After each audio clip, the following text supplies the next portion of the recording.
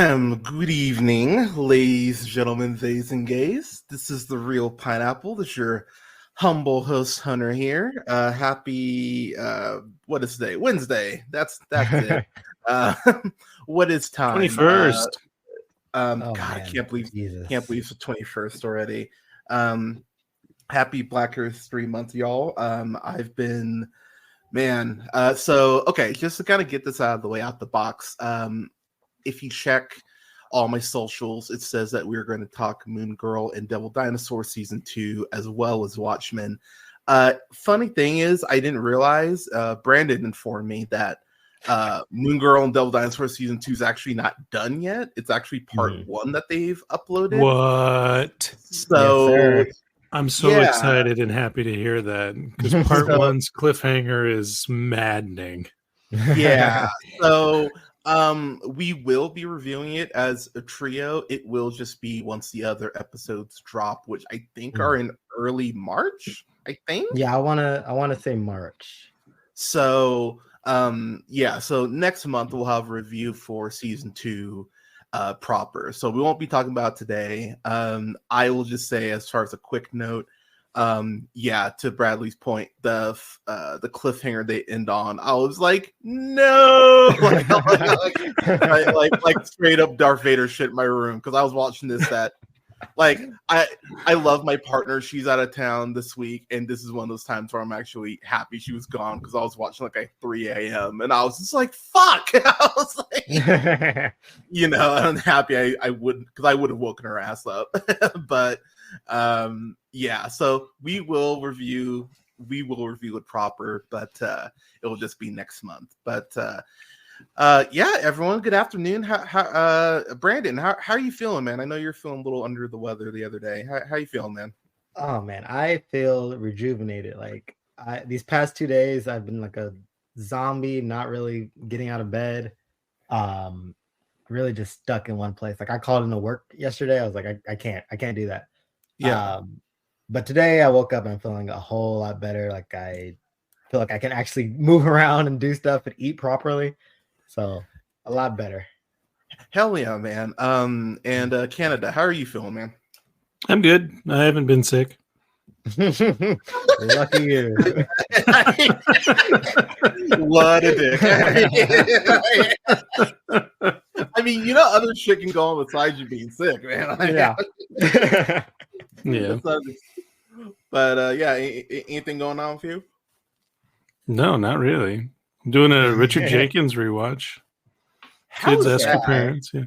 Well, it's surprising because he's such a prolific, I'm in this movie for 5 minutes character actor type of performer. I just watched Kong Skull Island because he was in that.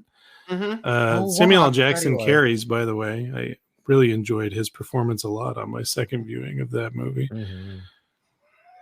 Hey, buddy, you're okay. Have you gotten to Step Brothers or Shape of Water yet? No. I'm going to save those for days where I can really focus. Step Brothers I might watch with my older kids. That's a pretty silly movie. Yeah, very silly. Built bunk beds. How did this happen? That's one of my So my friend Diana, shout out to Diana, she asked me what some of my favorite comfort movies were. And I was like, that's an interesting question, because I'll get the what are your comfort shows, and that kind of changes throughout the seasons. So Will and Grace has definitely been one, because Alea had never seen that, and I was like, oh, just off the representation alone, this is something you should watch. So Will and Grace has been one. Married with Children has always been one, because that and Martin are responsible for me learning how to talk shit as a kid. So oh, cool. So thank you? Question mark? yeah. No, that's a thank you for sure. Good. So I mean, I love those shows for that. But then News Radio is definitely a comfort show, which Amazon removed off Prime Video, by the way, for no fucking reason. So thank you, Amazon, you assholes. That's one. And then other stuff oh god. Bob's Burgers is definitely one, because the cats both love that show. They actually go to sleep to it. So I mean, But thinking about like comfort movies, I was like, okay, so like Walk Hard is definitely one. Hot Tub Time Machine is definitely one. Black Panther's definitely one. And I'm not just saying that because Brandon's wearing a Wu-Tang Wakanda shirt, which wonderful, by the way. Thank you. Yeah, like what would be a comfort show for you, Brandon? Like give me a couple. Oh man, I was just talking to somebody about this too. My comfort shows would for sure be like Adventure Time. Nice. Regular show, like those are things I can like put on a random episode and like enjoy, like I haven't seen it before. Yeah. Community for sure, like I love that that's show. another one. Those are like the three that really come to mind. Like I'm trying to think what else like I just can put on, like Justice League, Unlimited and regular. There you go. Stuff like that. Like pretty much you can get me with like any animated show, probably be like a comfort show of mine. Okay.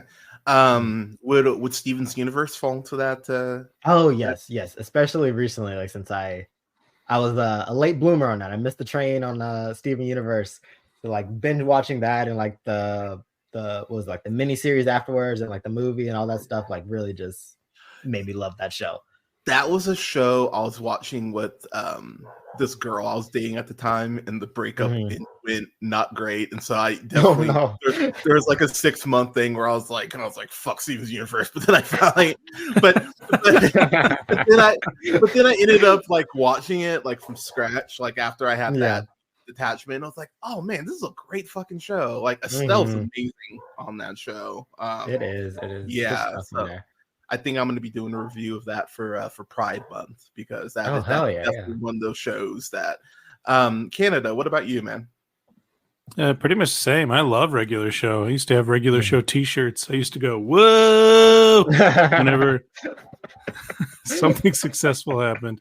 The Simpsons always, even the later seasons, I don't mind as much. You know, I know a lot of people say true Simpson fans drop off after like season 11.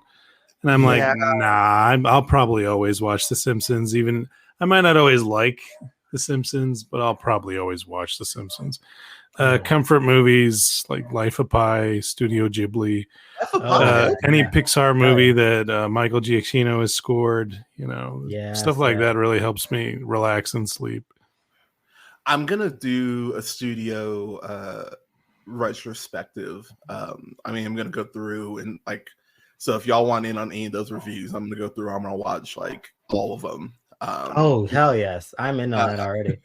Yeah, because I was thinking about stuff I want to do for the year, and I was like, okay, I think I want to do like a Tarantino full review.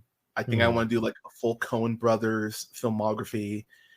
And I think if I do those, I'd be okay. I might add one more person, but I think that's enough.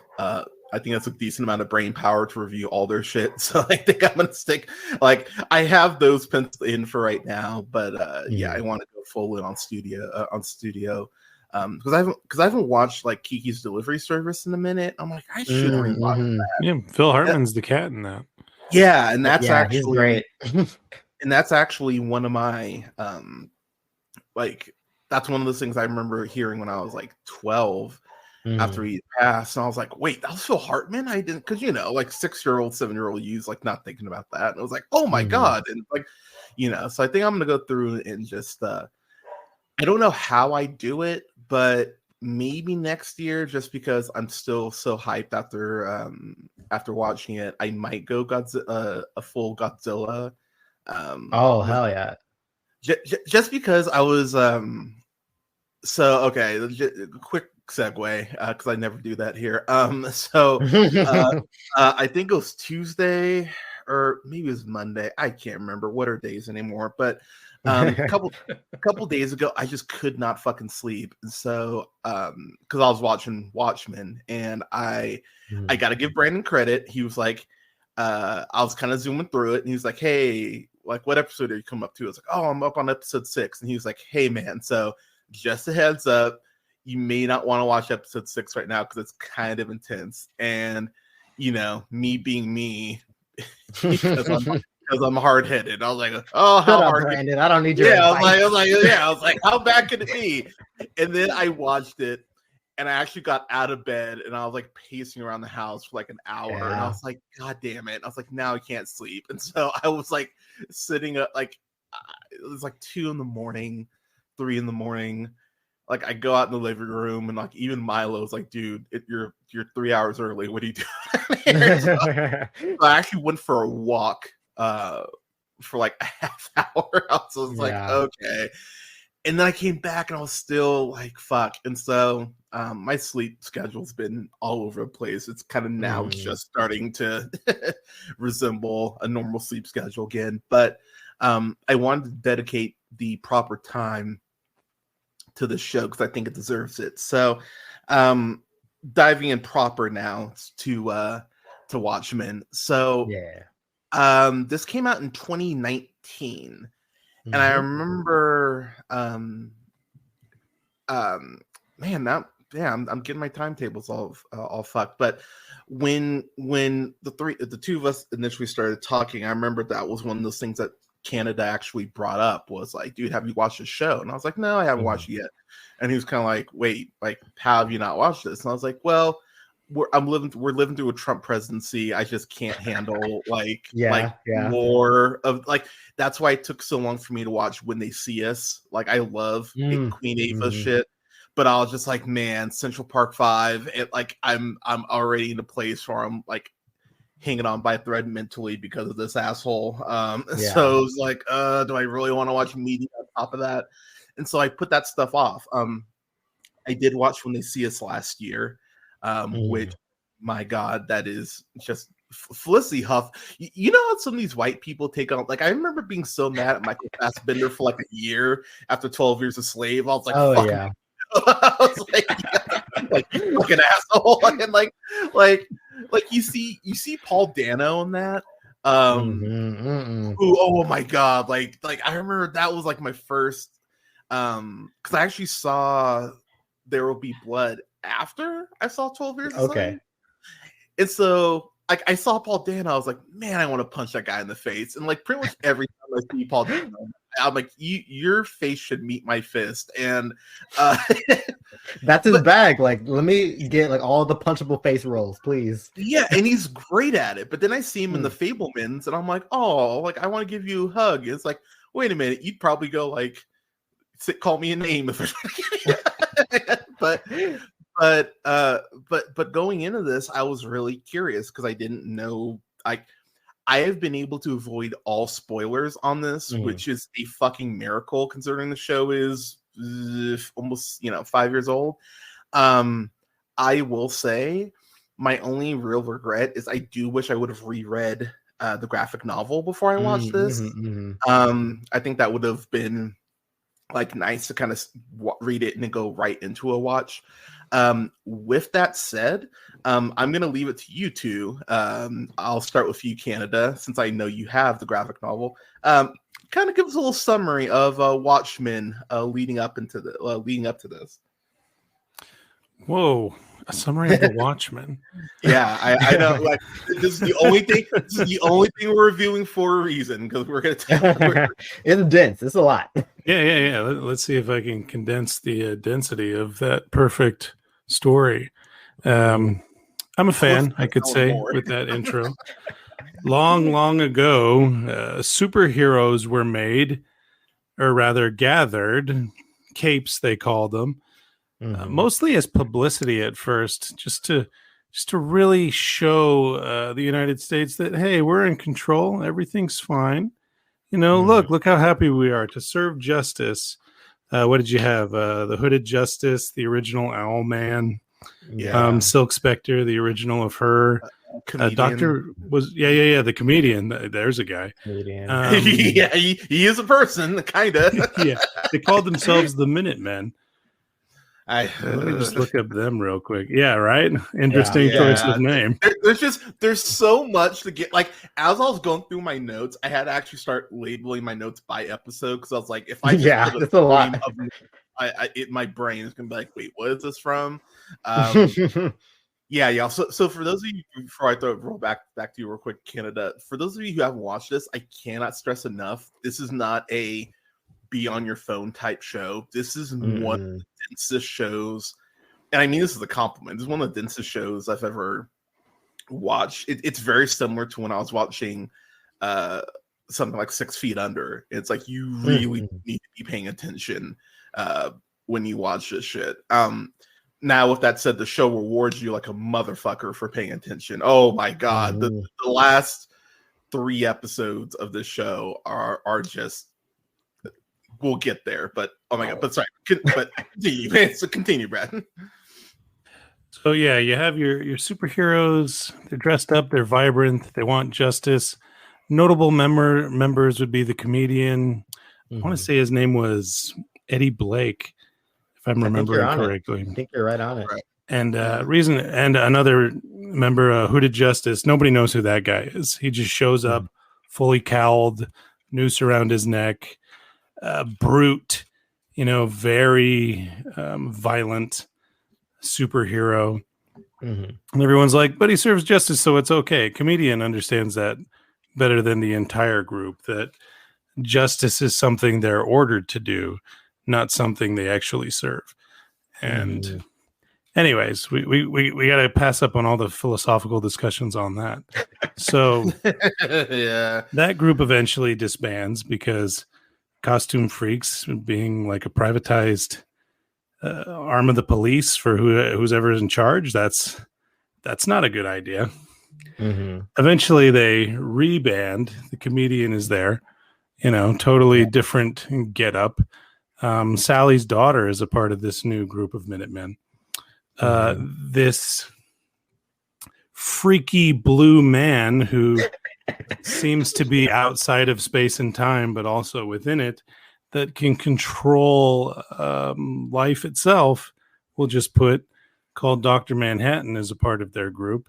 You have another night owl that's joined, and this hooded figure named Rorschach, who also doesn't let anyone know who he is. His mask is cool because it's like an ink blot test or a Rorschach test that changes shape. That's one of the most underrated, I think, mask designs in comics history, because I don't think people agree that mask nearly enough. Totally agree. So you got this next gen Minutemen, and they get involved with Vietnam, and the story becomes kind of an alternate history because with Dr. Manhattan, the quote behind his is "Superman exists and he's American." Dr. Manhattan wins Vietnam for America. And the alternate history then plays out. Oh, and also a part of the second generation is the smartest, most talented man in the world, who calls himself Ozymandias. I forget what his name is, but he's an asshole. Adrian. Yeah. Total asshole. But he should be. He's an egomaniac who knows everything. So then we have years pass again after what we did back then. It's a lot of brooding.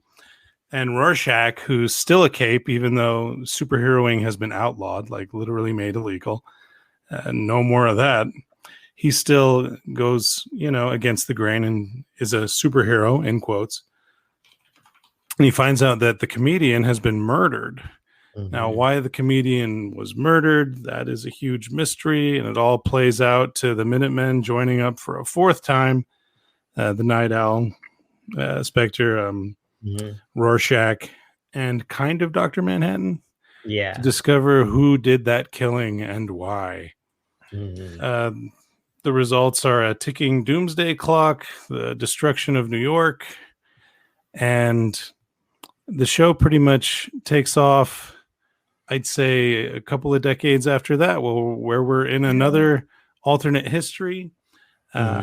Adrian Veidt seems to be missing, vanished off the face of the earth. Dr. Manhattan is missing.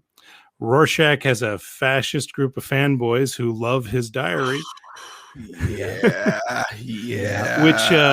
credit to Alan Moore, he did say that that's probably what would happen for anyone who idolizes Rorschach, is the destruction of free thought. And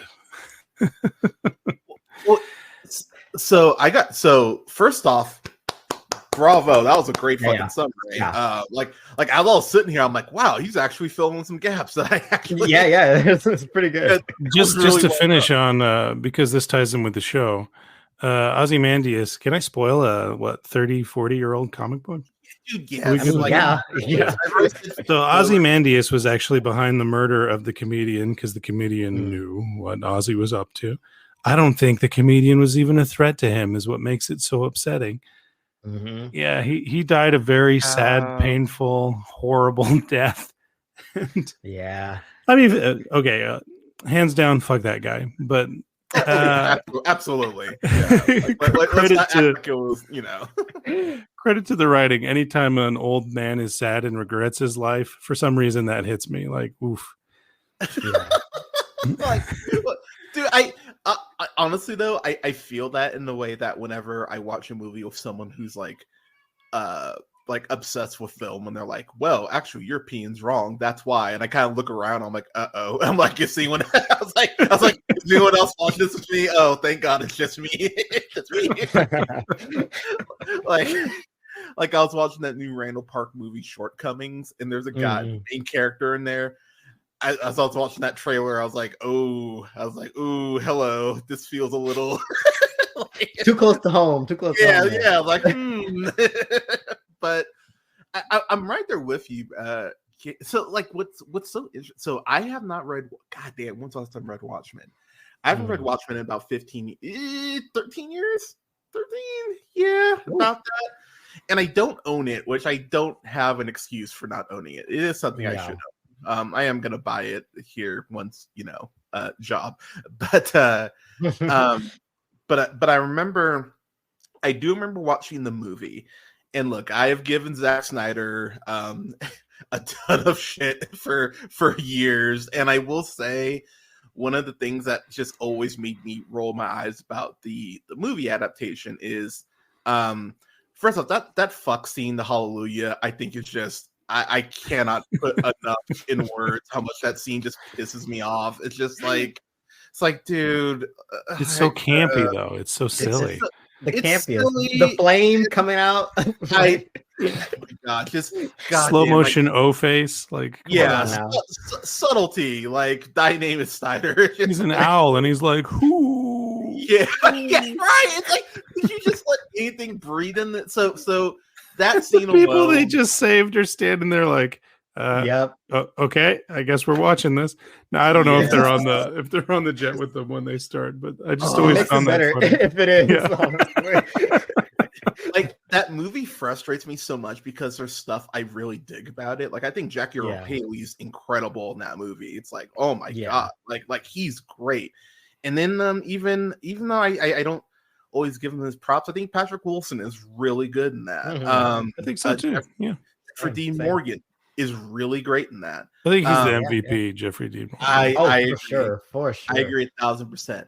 But my biggest axe to grind that movie is, I'm sure she's a sweet lady. Malin Ackerman, I think, is just ass in everything she's in. I don't understand how she's so bad all the time. And again, she seems like, I watch her in interviews and I'm like, God damn it, she seems so sweet. And I just like, anytime I see her in something, like, I remember I watched that and like The Heartbreak Kid within like 6 months of each other, and I was like, oh girl, you gotta just like like, what's going on here? And so much of the emotional beats of Watchmen are dependent on Silk Spectre too, and she's pretty much like a main character, like next to she is Rorschach and Dr. Manhattan. Like, I feel like she has the most scenes probably in the movie, right? Yeah, I would say so. And it's made worse by the fact that the original Silk Spectre is a far better actress. And I just I was like, oh my God, if you switch this, we're probably having a different conversation. I probably have the movie in like a low B category, maybe even. Yeah. But that casting decision, like, at the end when she's talking to Dr. Manhattan, I'm just like, man, I'm feeling just nothing here, and I should be feeling something. And I think what Snyder does at the end is a giant ass cop out. I'm like, oh, I'm sorry, you'll show a woman getting lobotomize and go feminism, but a giant fucking squid is too much for you. Give me the squid, Snyder. It's like fuck you. Give me the squid. Like I wish, and this is not just for him. This is for all. Like, don't run away from the silly. Like sometimes silly is fun, but what the squid represents is why it's so powerful. And they just go, no squid, and it's like. Yeah. No. Well, what makes it odd is for the whole first act of this comic, politicians and legislators and American citizens are like, yeah, God exists and he's American. Dr. Manhattan is on our side. So to change this powder keg between Russia, I think, I'm pretty sure it's Russia and America. Yeah. It's you know, the doomsday clock is, ticking, as they say. And to change it from a completely random squid explosion from beyond the heavens that no one can explain to Dr. Manhattan attacked America. Like, sorry, Putin and the Russians would be like, aha. They wouldn't like come together and be like, we're friends now. They would like revel in it. Looks like you can't control your god, silly American. No. We would just send Tucker Carlson to Russia, and it would all be okay. Because he'd be like, did they? They brought Dr. Manhattan's wrath on themselves. It's their fault. But by the way, I'm in no way like condoning this. Like, if you can find a clip on Twitter or something, watch it. They always show clips of it, but. Tucker Carlson in Russia was like the most depressing fucking thing in the world. It's like, my God, like this is why, honestly, one of the reasons I keep doing the podcast, because I'm just like, man, if Dr. Phil can be a doctor, quote unquote, it's like clearly like clearly degrees mean nothing. It's like I might as well just keep doing this. But so but I don't know. I did watch the Watchmen like graphic novel that they did, like the live, like the like the cartoon. Cool. I thought that was actually really well done. I actually really enjoyed that. So if you're not and before anyone asks, yes, I watched the extended arbitrary Snyder version of Black Freighter, the Black Freighter cut. Yeah, which, my God, just one cut, people. Can we get back to one cut of films? I think Gerard Butler does the voice of the lone survivor in the Black Freighter, so that's pretty cool. Oh, that is cool. Okay, but the Black Freighter, none of that matters if Dr. Manhattan's the bad guy, quote unquote, at the end of the story. So I'm not sure. Wrong. Ozymandias losing everything that he's protecting and becoming the king of the dead ship in the Black Freighter. That juxtaposition, that's I feel like what it's telling. Yeah. With Snyder being like, and then Ozymandias tricked everyone into thinking John Osterman was a bad guy. Like, what's the juxtaposition here with the Black Freighter animation, if that's what you're doing? Yeah, right. So did y'all ever read the second Watchmen? Because Superman. I think it was called like Doomsday Before Watchmen, Clock, or the Minutemen. And Oh, the the Doomsday Doomsday Clock. There's a lot of Watchmen. Yeah, there's a ton of Watchmen stuff. Like, fair. Well, not great, but the not artwork great? is pretty awesome. Like, not great. Okay. The second This Rorschach is, is a cool character. this is one I read. Before I Watchmen. read this post Watchmen, the show, and I think there's a couple of these that focus on like the Minutemen specifically, and like their time. But this one specifically about like Hooded Justice and Silk Spectre. So like there's some very good stuff like in it, but like at the same time, it's like I don't know if we really needed more Watchmen, because like Bradley said, like this kind the of OG story is like, exactly, yeah. Oh, the No OG Capes story is so monologue good. from Incredibles actually was inspired by The Watchmen, because in one of the opening issues of The Watchmen, a buddy who's standing there to guard the bank, just some guy dressed up as a hero, like, haha, during a bank robbery, he chases after the bank robbers, and his cape gets stuck in the revolving door. Remember that, yeah. So the robber just turns around and shoots him in the face, and dead body stuck in the door for the rest of the. So someone mentions like comedian jokes like, yeah, that's why I don't wear a cape, and that makes I will say too, man, like and this is gonna be so morbid because you do those like, would you rather? It's like, would you rather like be burned alive or like drown? I will say, like Whoa. Right.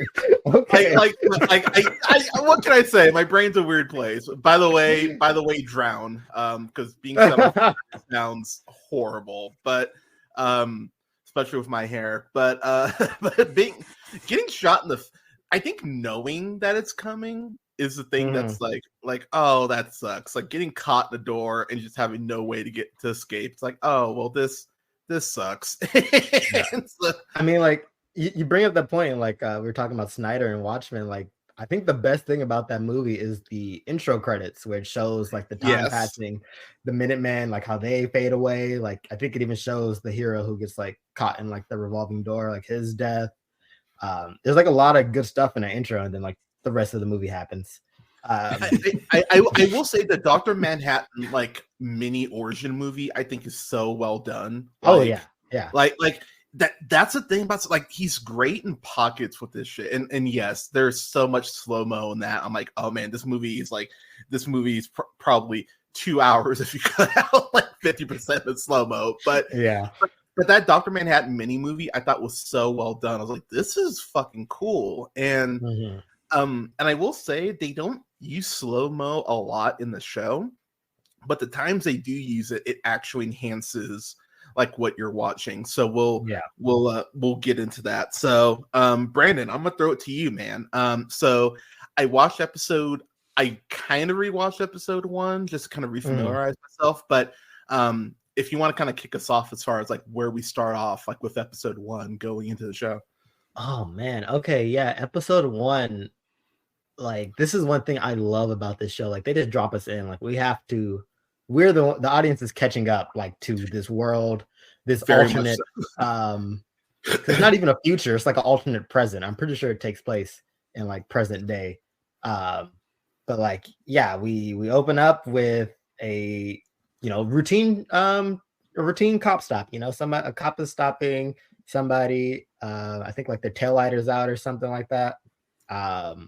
Something's wrong, and the first thing we get about this world is the cop is wearing a mask covering his face. We cannot see him, and they're like, we can see something's off with the person that they stopped.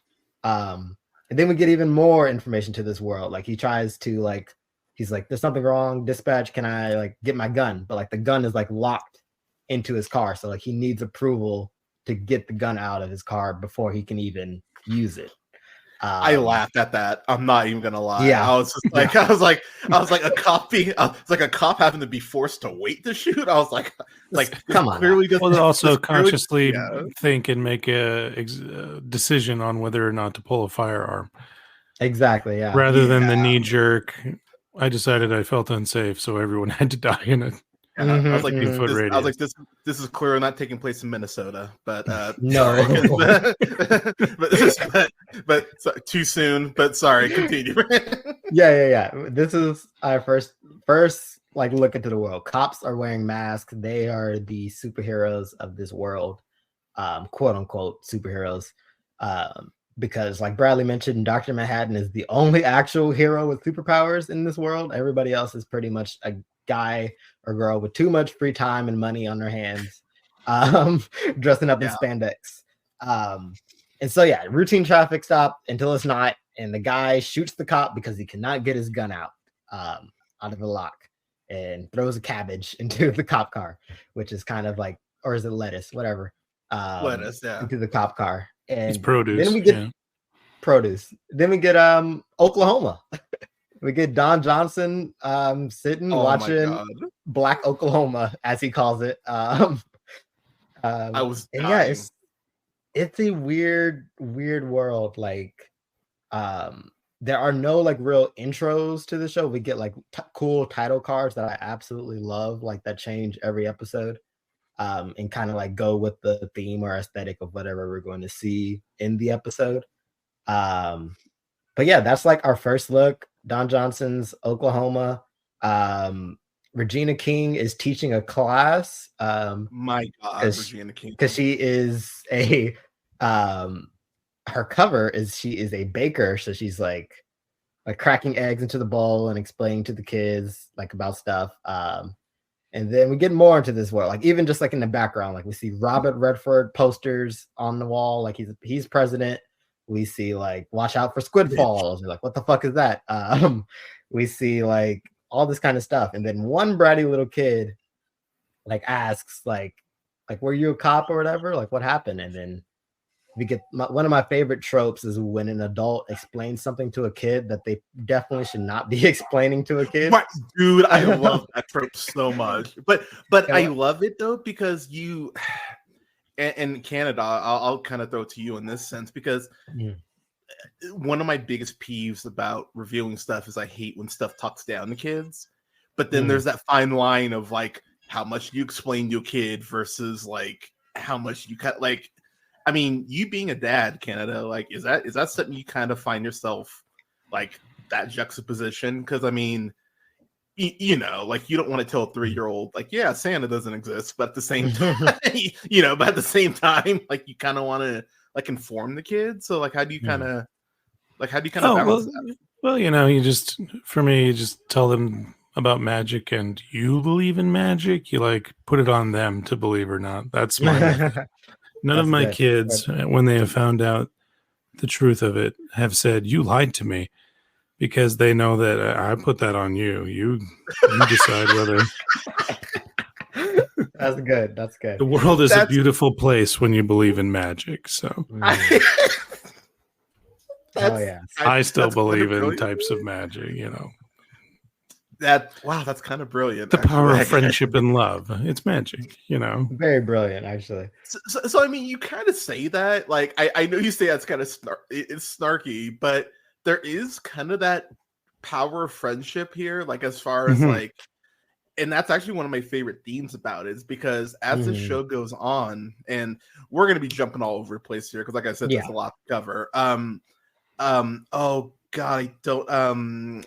Looking Glass, played by Tim Blake Nelson, who, my God, I had no idea he was in this show until I was rewatching, and I was like, oh my God, he's fucking perfect. Like he's perfect in this role, and that was probably my biggest surprise. Like not that the show's cast well or anything like that, but you see.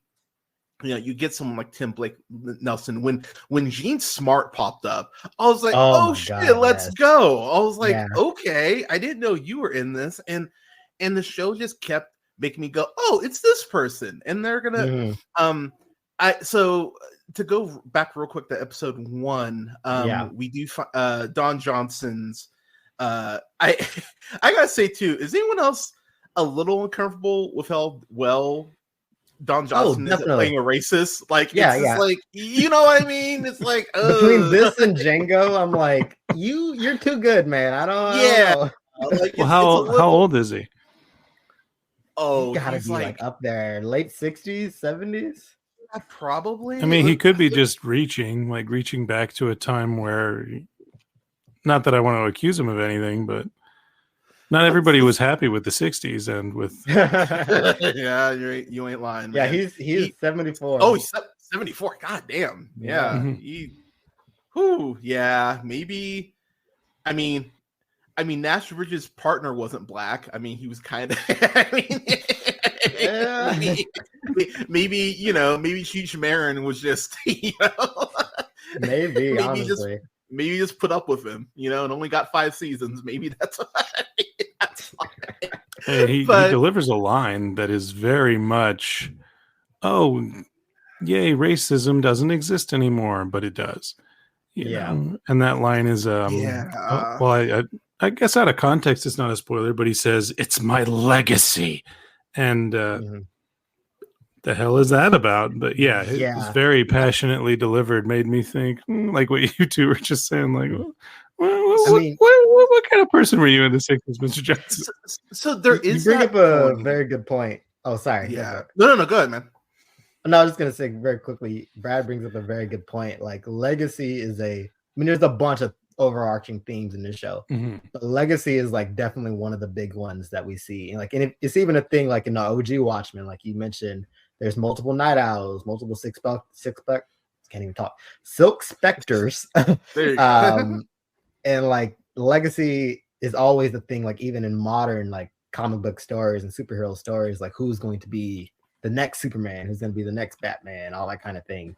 And I feel like that's a heavy point on this show where like you want to know where you came from, you want to know what you're leaving for your kids and stuff like that, and like who's going to be the one to like, you know, carry on your story, stuff like that.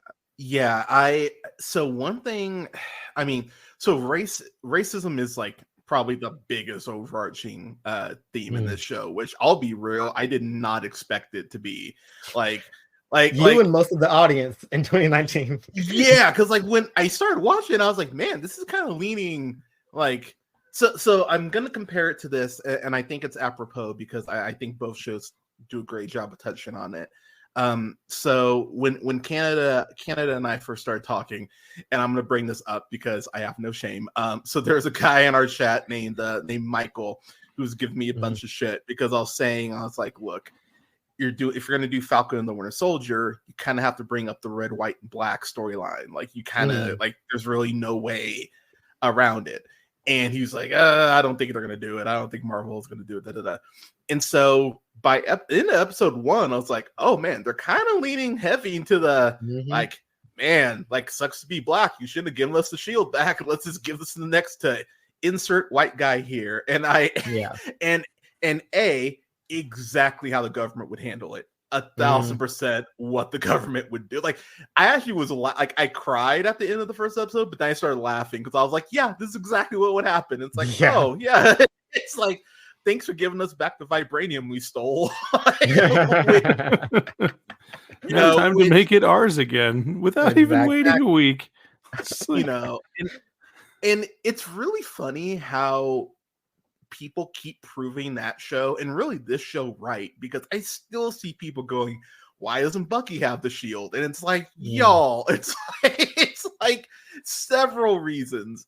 It's that, and then people having the nerve to be upset that Shuri and T'Challa were like, we should put a failsafe in this arm in case he goes nuts again, and people being like, he didn't trust him, how dare. It's like, really? It's like he's dumb for thinking ahead that, you know, this guy might get reactivated in Wakanda and kill a bunch of his people. Like, no, I would do the same. I would do the same thing. And this show, again, I said we're going to jump around. You mentioned Hooded Justice here at the beginning. That was the thing that, as I'm sitting there watching the show, and I think it's like episode 6. Where I was like, wait, Hooded Justice, why do I, oh fuck. And then the light bulb went off. I was like, oh crap, this is Isaiah Bradley. I'm like, this is exactly what, and that revelation of, ooh, would people actually be okay with the first superhero being a person of color? And the short answer is no, absolutely not. People wouldn't be okay with it. And my God. Okay, sorry, no, continue. I remember what I have to say. Okay, good. Okay, I'll wrap this up. Okay, all right. I'm just gonna say that was awesome witnessing a Jimmy Neutron like brain blast in real time. That's exactly what it was. That was great. But yeah. So Brandon, go ahead before you forget.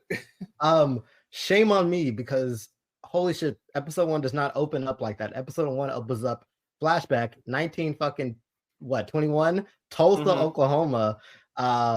We get a child watching Bass Reeves, a Bass Reeves film, which connects right back to Hooded Justice, connects to the thing you were just saying. Like, would people want a superhero, a first superhero, if they found out they were black? Like, the whole thing is like when Bass Reeves reveals himself, they're like, oh shit, it's a black guy. Cut to Blazing Saddles. It's a knit. It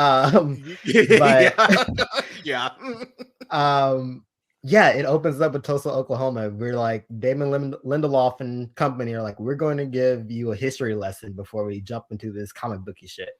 And me personally, I did not know a lot about Tulsa, Oklahoma at all, and I think a lot of the audience didn't as well. Like, I remember watching that first episode that week, and there was a bunch of like articles and stuff like that, like saying like, oh, you don't know about Tulsa? Here, Watchmen helped, you know, people learn about this kind of stuff. And like, it's something that like totally sets the tone for the rest of the show. Like you said, race is like a huge part of it. Like, if you don't know what the Tulsa, Oklahoma massacre is, it's when basically Black Wall Street, like it was exactly thing in the 20s. A bunch of mad racist white people basically went on a massacre, killing Black people, destroying their places of business and everything. And so, yeah, that's what the show opens up with. That's our start. That's how we get our like first little taste of what's to come.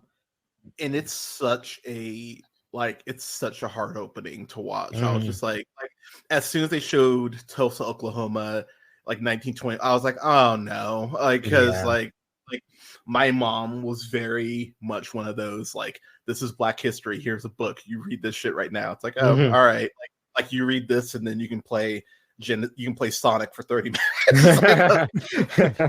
like I had that mom. And so when I saw the opening, I was like, oh fuck me, like we're gonna start with this. And it feels very jarring. It's nice of HBO, by the way, to educate kids, since schools aren't anymore. But it's one of those openings where you're like, okay, why are we starting with this? And to your point, the way it connects back as the show goes on, you're like, wow, this is kind of nuts. I know we mentioned Regina King's Angela, so I just have to gush over Regina King real quick. Phrasing. I realized I could have phrased that. but sploosh, exactly. So first off, she's 53. She does not look 53. No, like I was like, oh, 53. I still remember seeing her in Boys in the Hood and being like, man, I think she's gonna be something. And she's just like, it's one of my favorite individual performances in a show ever. Honestly, like as I was watching it, I just kept going, the amount of layers as far as her, because I'll just I think Brandon will understand where I'm coming from here. There is that, and I'm trying to think how I want to phrase this. There's because like it's frustrating. It's frustrating in the sense of you have people who you think are allies, and I'll speak for myself here. I had one friend, several people during Trump and Hillary's presidential campaign, because there are just so many people who are like, oh my God, Trump can like save us and get us back to like where we were. And it's like, when you say back to where we were to a Black person, you have to understand the connotation that it has with that. Like, it's never, when you say back to where we were, it's rarely, if ever, a good thing. And so when I'm hearing, like his whole, like the literal term, make America great again, it's like, it's very much kind of that pro wrestling aspect of, oh yeah, back in the 80s when men could cheat on their wives a lot easier and they were doing coke, before they're having matches. Like back then, is not a good thing. Old school is rarely a good thing. And so when you hear people use those terms or just different variations of it and go, yeah, this is totally how it should be, it's like, no, it shouldn't. And the show does a really good job. Like, it's eerie how well the show is like gonna age and is already aging. Right, as far as like, there's a point where a white guy literally says that we've course corrected too much. We need to get back to the way things were. Like, it's scary to be a white man. And I was like, holy shit.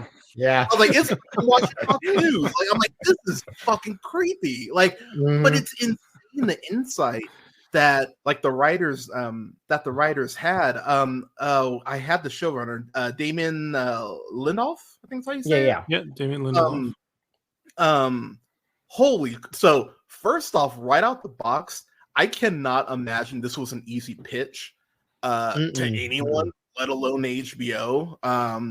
But as I was watching this, I was like, okay, I don't honestly know how you pitch this show, to be honest. He did The Hunt. He was a producer on there, which actually makes a lot of sense now that I see that. But just, I would love to know what the pitch was for this, because Alan Moore, understandably so, is not a fan of pretty much any adaptation of his shit. No. Like he's basically like the I was beast. reading. I was Yeah. reading something. I think it was around the show. He said like he's like, I don't want to have anything to do with the showrunner or the show. Basically, he was like, I'm not interested. And I was like, but it's a good show, Alan Moore. Like, Yeah. I would love to know if he actually finally got around. Because I'll be real, man. After I saw League of Extraordinary, even 8-year-old me watching oh League yeah, that of broke him. Yeah, like it I just think that's broke what his did ass. it. Like, Yeah. you know, he was like, cool, I'm out. And I can't blame him. Like, if I watched that, I'd be like, oh, cool, I don't want to see his shit anymore either. But this show is like, this actually, this is why you should never feel like a slave to the source material. Like, this is why it should just really be an inspiration, because it really felt like Lindelof kind of went, I think you'll know what I mean, smart Alan Sorkin. Because I really do. I think Alan Sorkin just sometimes gets his head so far up his own ass, like, you know, Sure. it's kind of ridiculous. Yeah. The trial of that movie, that was like the last example of me just going like, dude, you almost need a filter at this point because you're going so far this way. But it really felt like Lindelof actually had something that he wanted to say. But at the same time, I think doing this you have to do this in an episodic format. Like, there's no way you could do a movie. But getting back to Angela here real quick, I love the way the costume looks. Like, it's a very simple costume, but it's like it's very real world in that sense. Like the other costumes I think in Watchmen typically are. The violence in here, there's nothing glamorous about it, and that's something I think HBO is just kind of like, their shows just kind of nail. Is like, there's never like a fantastical element to it. It always feels real world, and it always feels like rough, which which given the subject matter it should. But anytime there was a death in here, like, I felt the shit. Like, even if it wasn't someone that I liked, it was like, oh wow, like that was intense. But all that with the Trump and everything to say, like, there is this part of Angela that has a friendship with Don Johnson's character, and she does see him someone as a mentor, and so tying it back for me, having to unfriend so many people who were believing like what Trump was selling, it really hurts you, because you're like, oh wow, I thought we were cool, I thought you were wanting, you know, you had my best interest, you know, at heart. And I'll tie that a lot. I'll tie that back to the religious community, specifically church community, where, you know, it's very much you know, oh, we're all one body, we all love God, and then it's like, oh, you're getting shot in the streets. Well, you know, we'll give you thoughts and prayers, but we won't, you know, stand with you. And it's one of those things where you're like, wow, you have to reconcile that, and, you know, actually have to deal with that. And Don Johnson's character, he gets off lucky in the sense of like, he's killed, he's, you know, moved on, you know, whatever.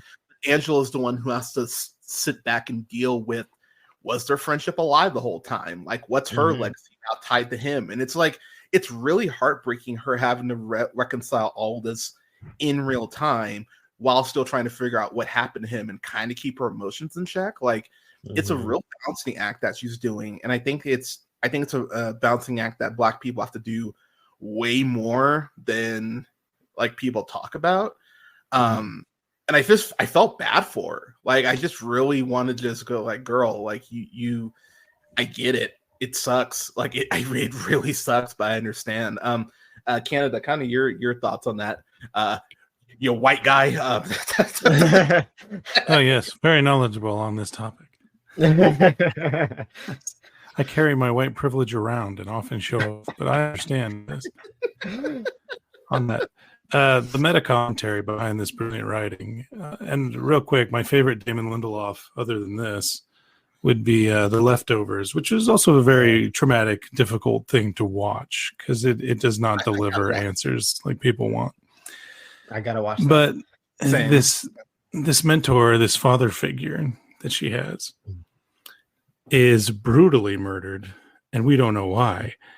and they find something in his house, in his closet, secret closet of all things.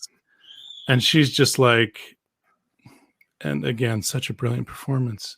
Oh, we can say what Right. it is. Like, They find a clan garb, like high up tiered, like stupid dumbass grand wizard type of whatever they rank themselves as now, big dragon clan garb. Yeah. So I remember correctly, she's kind of all like, everyone's all pretty much seeing it how it is, like I would, like, oh, he was a Klansman secretly. That's interesting. Wow. But she's kind of dealing with, no, someone must have put that in there. Someone's framing him. That's not him. Yeah, how did you break the door in?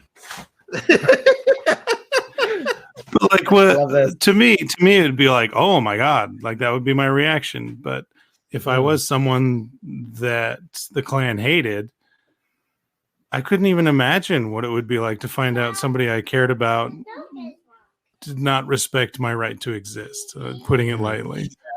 Yeah. Like there's even and the meta commentary being like, it was in his closet. She was never supposed to find out, but this was something he was proud of. Right? Yeah. Yeah. It's like it's on a bust. It's like on a human thing too. It's not just hanging up. Like he has this. He irons something he thing. probably Like, jerked it to at night. Oh, 1,000%. Exactly. But that's what's so like fucked about it. Gene Smart character, makes that point later on about like, you don't put something on display like that, even if it's secret, if you're not proud of it. And you see Angela's like face in real time kind of go like, fuck, she's right. And it's just like, and it's like, oh, that sucks so bad. And that messes with her identity, because what is she supposed to do with this? Everything that she's learned from this man, who was good at his job, for lack of a better term, put that in quotes. What does she do with it? Yeah, because like there's even this asshole is part of her life, and it's so tainted and gross now. Yeah, like they have family dinners together, like they're close. Yeah. And like there's even a bit later where like she reveals it to Tim Blake Nelson's character, Looking Glass, and okay, where she's like, "Did you know he was racist?" And he was like, "Well, he was a white man in Oklahoma." So, and then like she reveals like the garb, and he's like, "Oh shit!"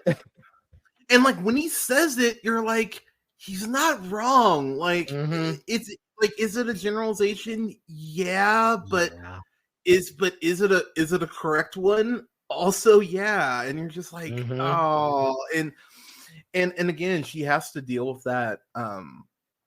She has to deal with that in real time.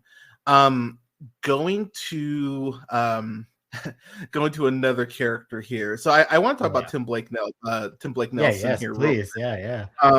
So I didn't know what his role was going to be. He's one of those character actors that when I see him pop up, I just get excited. I'm like, oh hell yeah. Like you're exactly. Let's go. So I was really happy to see that he was in this. His origin story, I want to say it's episode 5, or it's basically an episode, like it's basically just an origin story for him. Episode 5. Oh, I had the they have such good episode titles.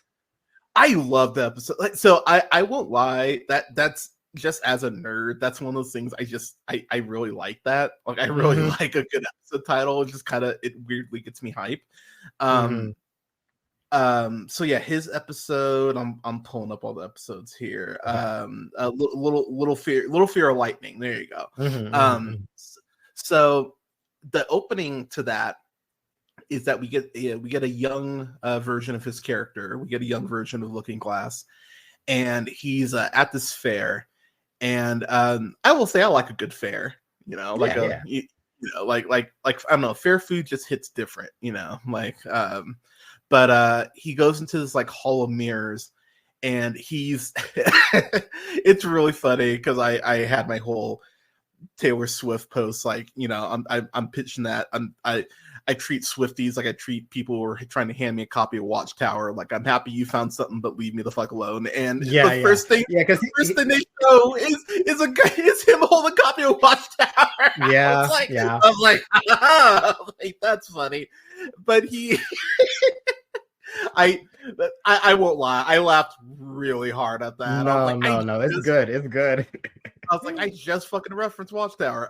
But he's going ahead trying to hand out copies of Watchtower, to those evil punk kids and those ne'er-do-wells. those kids in dark makeup and someone I would be like, those hey, sinners. yeah. Like as I was sitting there, I was like, man, I feel attacked right now. But he goes ahead and he's talking to this one girl. Like, so this guy just being a dick. He just like knocks all the copies of Watchtower out of his hand, like very Back to the Future-esque in that way. Just kind of like, it is, why are you being such a dick? But this one girl goes ahead and goes like, oh, hey, I want to hear more. So she goes ahead and grabs his hand. They go walking off together, and she takes him to like kind of like the Hall of Mirrors, like this. And basically he's like, hey, like I'll suck your dick right here, which I was like, oh, good for you, man. And but he's like, but he goes like, no. And she pulls, so I will say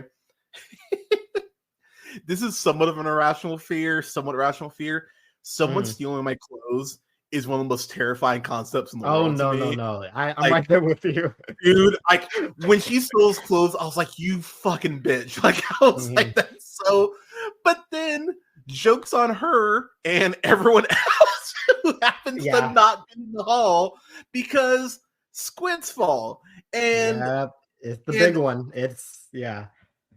And the thing that tripped me out about that is, again, we talked about it earlier for the Watchmen movie. They don't show the squid, lame, dumb. They just show the squid in like one shot. They do. And it's beautiful. You completely understand the gravity of what occurred because of the squid. And the way that he walks out from the Hall of Mirrors and sees all the destruction, it is heartbreaking. I was like, holy shit. And it just like, I'll be real, dude, it caught me so off guard because you start hearing the sound like it's raining, and then I was just like, oh shit, oh no. And then you just see all those people and you have to walk home in that. Like it was like when I first watched that episode, I remember when they open up, it's like New Jersey, and then it shows like the year, and I'm like, oh shit. Like I was like, wait a minute, is this gonna happen? And then of course, like he's lucky, he's the lucky one. He's like inside the Hall of Mirrors when it happens. Which of course, like great origin story in a Hall of Mirrors, and his whole thing is like being reflective and all that crap. And like he can now can tell when people are lying, like that's a big thing for him. But yeah, like when they did the giant squid fall, like it really felt like that impact, like when you like read it in the comic, like this is just something like traumatic, like totally insane, like, and you totally get why he is the way he is, like from that, like just opening. Yeah, we like to catch up, Canada. We're just talking about the Looking Glass origin, where the squid fall when he's in the House of Mirrors, and all that. Yeah, man, like it's really funny how like not having sex just saves you in the fictional world. It's like whenever in doubt, just don't fuck, because I mean you might live to see another. You're gonna die. Yeah, like it's kind of wild because, well, the irony in that too, I was like, that's what she gets for being a tease, because if she had sucked that dick, she would have been alive. So a lesson, people, if you're gonna go ahead and play someone, maybe a squid will fall. But you never know. But my so I think if there's a complaint, I use the word complaint very lightly. This show is all over the place, like story-wise. Like there's a couple episodes where I gotta admit, I was like, man, where's Angela at? Like where? She's only in this episode like 3 minutes, 4 minutes, maybe. Like she's not in this a lot, and the show's definitely like this review, it's definitely jumping around quite a bit, and you're kind of like, but even not reading the original comic again before I watched this, I gotta say I did find myself pretty easily able to keep up with everything. I was like, okay, I think the show does a good job. I think the recaps are invaluable. So this is a weird compliment, but I think sometimes with recaps for shows, they're very much kind of like, whatever. These recaps actually were very well done, and it really felt like the people in charge of the show went, okay, we understand this might be a little jarring for people, like very condensed cliff notes, so you can kind of like keep up in between each episode. I thought they did a great job with those, especially watching like weekly, like like you have that whole week, like have to wait for an episode. Watching this live in 2019, it was, those recaps came in handy. Yeah, so I mean, I give them a lot of credit for that. So there's this point where Looking Glass is he's at a bar, and I will say, we talked about it a little bit, but I think PTSD, especially post lockdown after COVID, I think that's a very real thing. I think there will be studies done 50 years from now where it's like, wow, it's way more of a thing than we ever acknowledged in the moment. And the way that they actually talk about PTSD in this episode, in this show, I think is really well done. And the fact that he clearly has PTSD, he has the what is that metal material? He has it like in his hats too. Yeah, they have a name for it, but it's I'm basically like straight up a tinfoil hat. Yeah, and like, but he straight up is like no one's reading, like no one's fucking with my brain, fuck you. But honestly, as I'm sitting there watching, I went, dude, I'd probably be in the same camp you are if I had survived this shit. Like it's a lot. And he ends up talking to this girl at one of his support meetings, and I'm not gonna lie, the moment they started talking and the moment I started to like her, I was like, oh, she's bad, isn't she? like I kind of had that Batman moment where it's like, oh, the moment I liked you, I knew that you worked for insert rogue villain company here. Yeah. It's just like comic book stuff. Yeah, and when he finds out she is bad, I was like, oh, like because there are definitely levels of bad. Like she could have been working for like the Penguin and be like, okay, not ideal, but I kick Cobblepot's ass all the time. That's a Tuesday, but it's like, oh no, she's one of that's unfortunate. Yeah. And the way that he discovers that A is heartbreaking. He even goes like, fuck, you know how to pick them. And I was like, dude, that's a mood, man. Like I feel that, like him just feeling like, I picked another bad one. But the way that the episode kind of ends with him being informed to the lie, conspiracy, yeah, Canada. I'll kind of let you talk about that revelation if you wouldn't mind.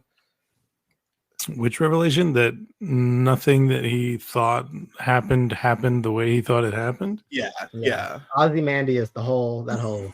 Yeah, well, that's always rough because. Yeah, going back to the way this opens. Yeah, just going back to the way this opens. The show opens, the Tulsa thing. I was like, man, this is an alternative history show, and they really came up with a doozy, right? Like it was like me and my wife were the Padme Anakin meme. So I'm Padme in this case because my wife's very, very interested in history, like all of history, and it was like, oh, wow, what a crazy alternate reality, right? And she's like, and I'm like, right? Right? It's like, no. Well, it's crazy you say that. It's like Vietnam. In retrospect, it's so crazy all the terrible shit that the U.S. government was like just rewatching American Gangster recently. I was like, oh yeah, we were sneaking drugs back. Oh, that's like, yeah, we always push that aside. It's like that's a giant big deal that we just kind of go, well, we won, right? Like, but sorry, continue. Well, Tip like Nelson, he's always one of my favorite actors, especially in the Coen series of films. Oh, Brother, Where Art Thou was probably my favorite from him in the Coen oeuvre. For Mirror Mask, I think that's what he calls himself, yeah? Is it Mirror Mask? Looking Glass. Looking Glass. I'm taking his face too literally. Guy. He always calls him Mirror Guy. like he wants his whole identity again is to get to the bottom of things so people don't have to suffer like he did when he didn't know what happened. Like the ending of that origin story is him screaming into a void what happened. And finding out what happened is a lot different on the mind than witnessing what happened. So just because your memory, it's not great. Memory is not a reliable, and people hate when I say that, but it's psychologically and legislatively, believe it or not, proven. Memory is the worst kind of thing. And I like that he wears that type of mask because it's self-reflecting, but not just for himself, but for anybody who looks at him. Like you'll notice a lot of people throughout this series that don't like what he wears don't want to self-reflect either. And very true. I think he does an astounding job at finding out the truth of it. What was it? Was President Redford in on it also, or did they call him the Redford Ozymandias tapes? Like basically he blackmails the president, right? Yeah, essentially. He's like, this is what's going to happen. Let me tell you how I did it. Let me tell you what you're going to do, and you're going to be president. Good luck. Because for all intents and purposes, for a long time, everyone thought Ozymandias saved the world. And the last thing Dr. Manhattan tells him in the comic, which this is a sequel of, when Viet is just like basking in his own glory, he's all like, I did it. I really saved everything. I ended all wars. And, Dr. Manhattan says to him, oh, Viet, nothing ever ends. And then disappears. That's the big one. Yeah, that's a huge one. And we all see what happens to Ozymandias throughout this show. Like, just the vanity of intelligent white. I don't think this show is calling out Elon Musk. But it is funny that the smartest, whitest guy, the self-proclaimed smartest, whitest guy there is kind of a jackass and ignores that a world is made up of a community of people, not a ruler king that makes all the decisions. Well, it's fascinating too, though, how and I we were talking about it. How is there such thing as an ethical billionaire? And like the answer really, like, especially watching this show, is like, no, absolutely not. There is no like the more the show goes on, the more it's like. So to date myself here, I still remember when Microsoft Word was free, like back in 95, where you didn't have to pay for it, or you could actually buy that year's edition. And then at some point, fucking Bill Gates was like, wait, I can charge $50 for this yearly? Oh, let's do that shit. It's like, wow, asshole. It's like, but he gives money to kids. It's like, but you don't need to make this much money. At some point, like you don't need more money to be sustained. Oh, well, it's all about power at this point. And and that it's really ironic how everyone is like, man, Dr. Manhattan could do more. Dr. Manhattan could do more. And yet they have the ability to do more, and they're just doing the worst shit. like doing the worst terrible shit. It's like, well, then it's like, no, you're actually worse than he is, actually, because Dr. Manhattan is actually more matter of fact. Like, yeah, humanity kind of hates, like, you all hate each other. Like, that's this whole thing. Like, what's the line where it's like, I'm tired of you people and your troubles, your qualms. I'm leaving. Peace. Yeah, but then he's not wrong. Like like Dr. Manhattan is very like so we'll, you know what, fuck it, let's talk about Dr. Manhattan now. So it's episode big reveal. So okay, I'm so happy I was able to. So again, I was able to avoid spoilers. I was so happy I was able to avoid spoilers, because when I got to the end of episode 7, I think it was like 3 or 4 in the morning, and y'all were asleep, and I was like, "Fuck! I need someone to talk to me about this." I think like when 7 a.m. hit, and I knew Canada at least was awake. I'm like, "Dude, what the fuck with Dr." Like, I was like, my brain was because I'll need your guys' help. Who's the scientist? Lady True. True, thank you. That's her, right? Hong Chow, right? Played by Hong Chow. Yeah. Who I was like, why do I? It's crazy that she plays such different people each time I see her. Like Yes. it was so She's amazing. it was so trippy to see her in The Whale and then see her a couple months later in The Menu, and I'm just like, she is fucking terrifying. Like, holy shit. And, like she's got really good range. Yeah. He really does. And and just watching her, because the show does a good job. It's like, okay, she's just like, she's like every other billionaire who's like, I'm going to save things and make things better.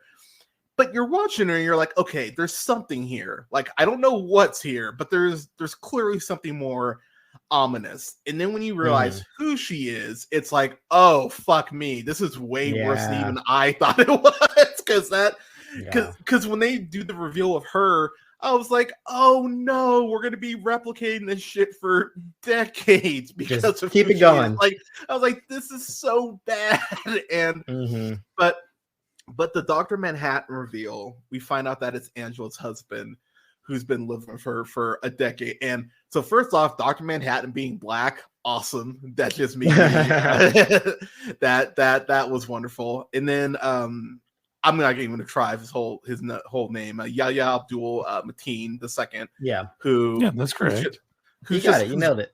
Who's great in fucking everything. Like, he's even great in Aquaman, where they don't give him a ton to do, which Black Manta would have been nice to see a little more, but I digress.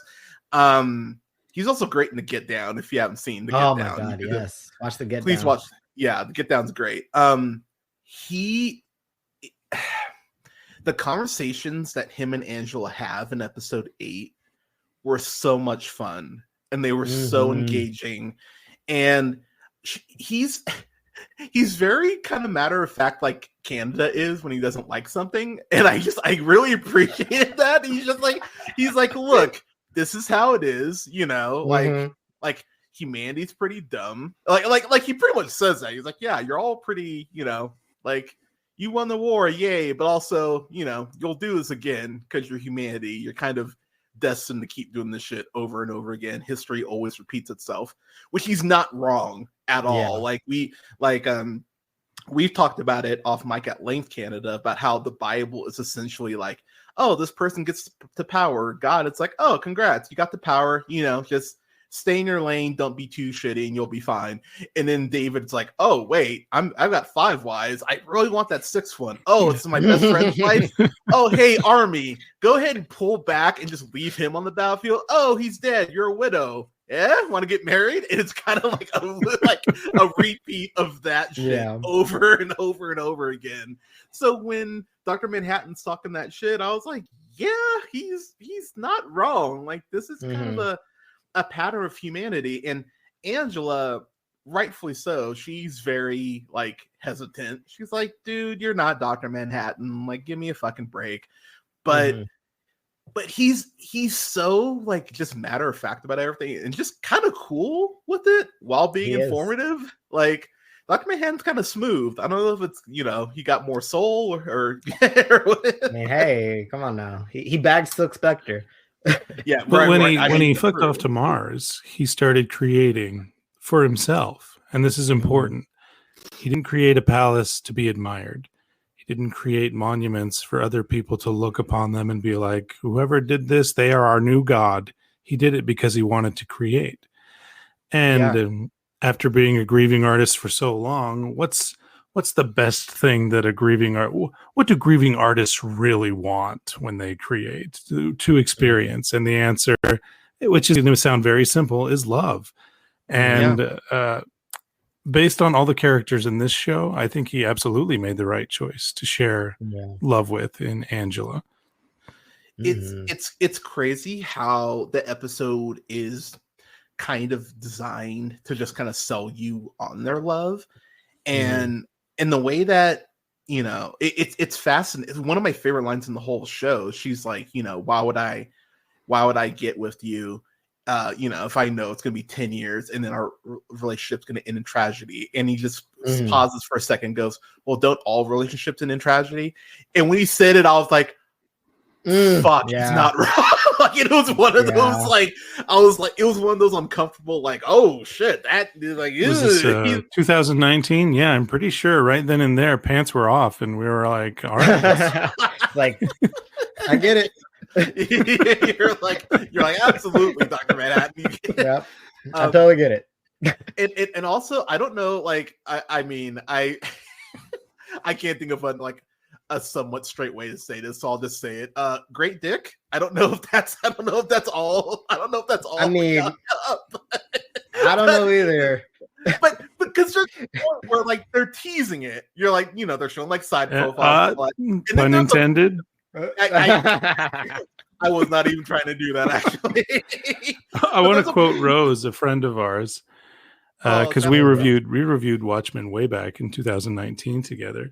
She had the funniest thing to say. She's like, Billy Crudup was like smuggling like a pickle, and this man is literally walking around with a super energized can of Red Bull between his legs. That's good. That's too good. That's fantastic. Shout out to Rose, by the way. Shout out Rose. But yeah, like there's a point he's just like walking towards the camera, and I was kind of like, I was almost like, I was like, duck, you know. but there's a lot of confidence in doing like even just like any nude scene at all, let alone like. So I mean, shout out to him for, you know, shout to him for understanding and shout to him for understanding the assignment, but. But the way that they actually explain Dr. Manhattan being black too, I went, this makes a fuck ton of sense. And this actually is like not a reach by any stretch of the imagination. It's like, oh, okay, this actually, yeah, this makes sense. One thing I love about him is the actual explanation for why he doesn't know that he's Dr. Manhattan. Yes, like it was one of those thing, right? it was one of those things where I was like, yeah, how would you not know? Oh, that's why you don't know. And again, I really would encourage people because we're gonna probably go another half hour on this, people. I still got a lot more to say, but there's so much going on overall in this show. Like it kind of felt like the first season. It's gonna sound like such a dick move, but it's kind of like the first season of Game of Thrones. Except I was way happier when this ended. Season 1 of Game of Thrones, which is why I didn't keep watching it. But you feel like this is random. You feel like they're just pulling shit out of the air at points. You're like, okay, how is this gonna connect? And by the way, by the time episode 9 ended, I was like, wow, they connected everything for the most part. Yes. Like there's a few questions I think you could still ask, but for the most part, it is a near perfect final hour of television. And I remember people going like, "Oh, we need more," and Damon coming out and going like, "Yeah, you're not getting more of this. Like this is a one and done." And honestly, good. Like, not everything needs to be expanded upon. Like, sometimes you can just let something, like, and that's something we need to get more comfortable with, y'all. It's like, not everything needs to be a franchise. Not everything needs to have a sequel. Like, sometimes one and done is fine. And this is one of those cases where I'm like, I don't know if you could. Not saying this because like the writing's not great or anything, but like I don't know how you could improve on this or maintain the same level given all of the things that it pulls. Like it would kind of be like if someone was like, "Oh, Donald Glover, do another season of Atlanta." I'd be like, "I don't think you need to, man. Like I think where you ended it is great, and I actually would prefer you don't fuck with it." I want to get on to I want to get back to I want to get to Will Reeves, who Luke Gossett Jr. I was like, what? Luke Gossett Jr. is in this?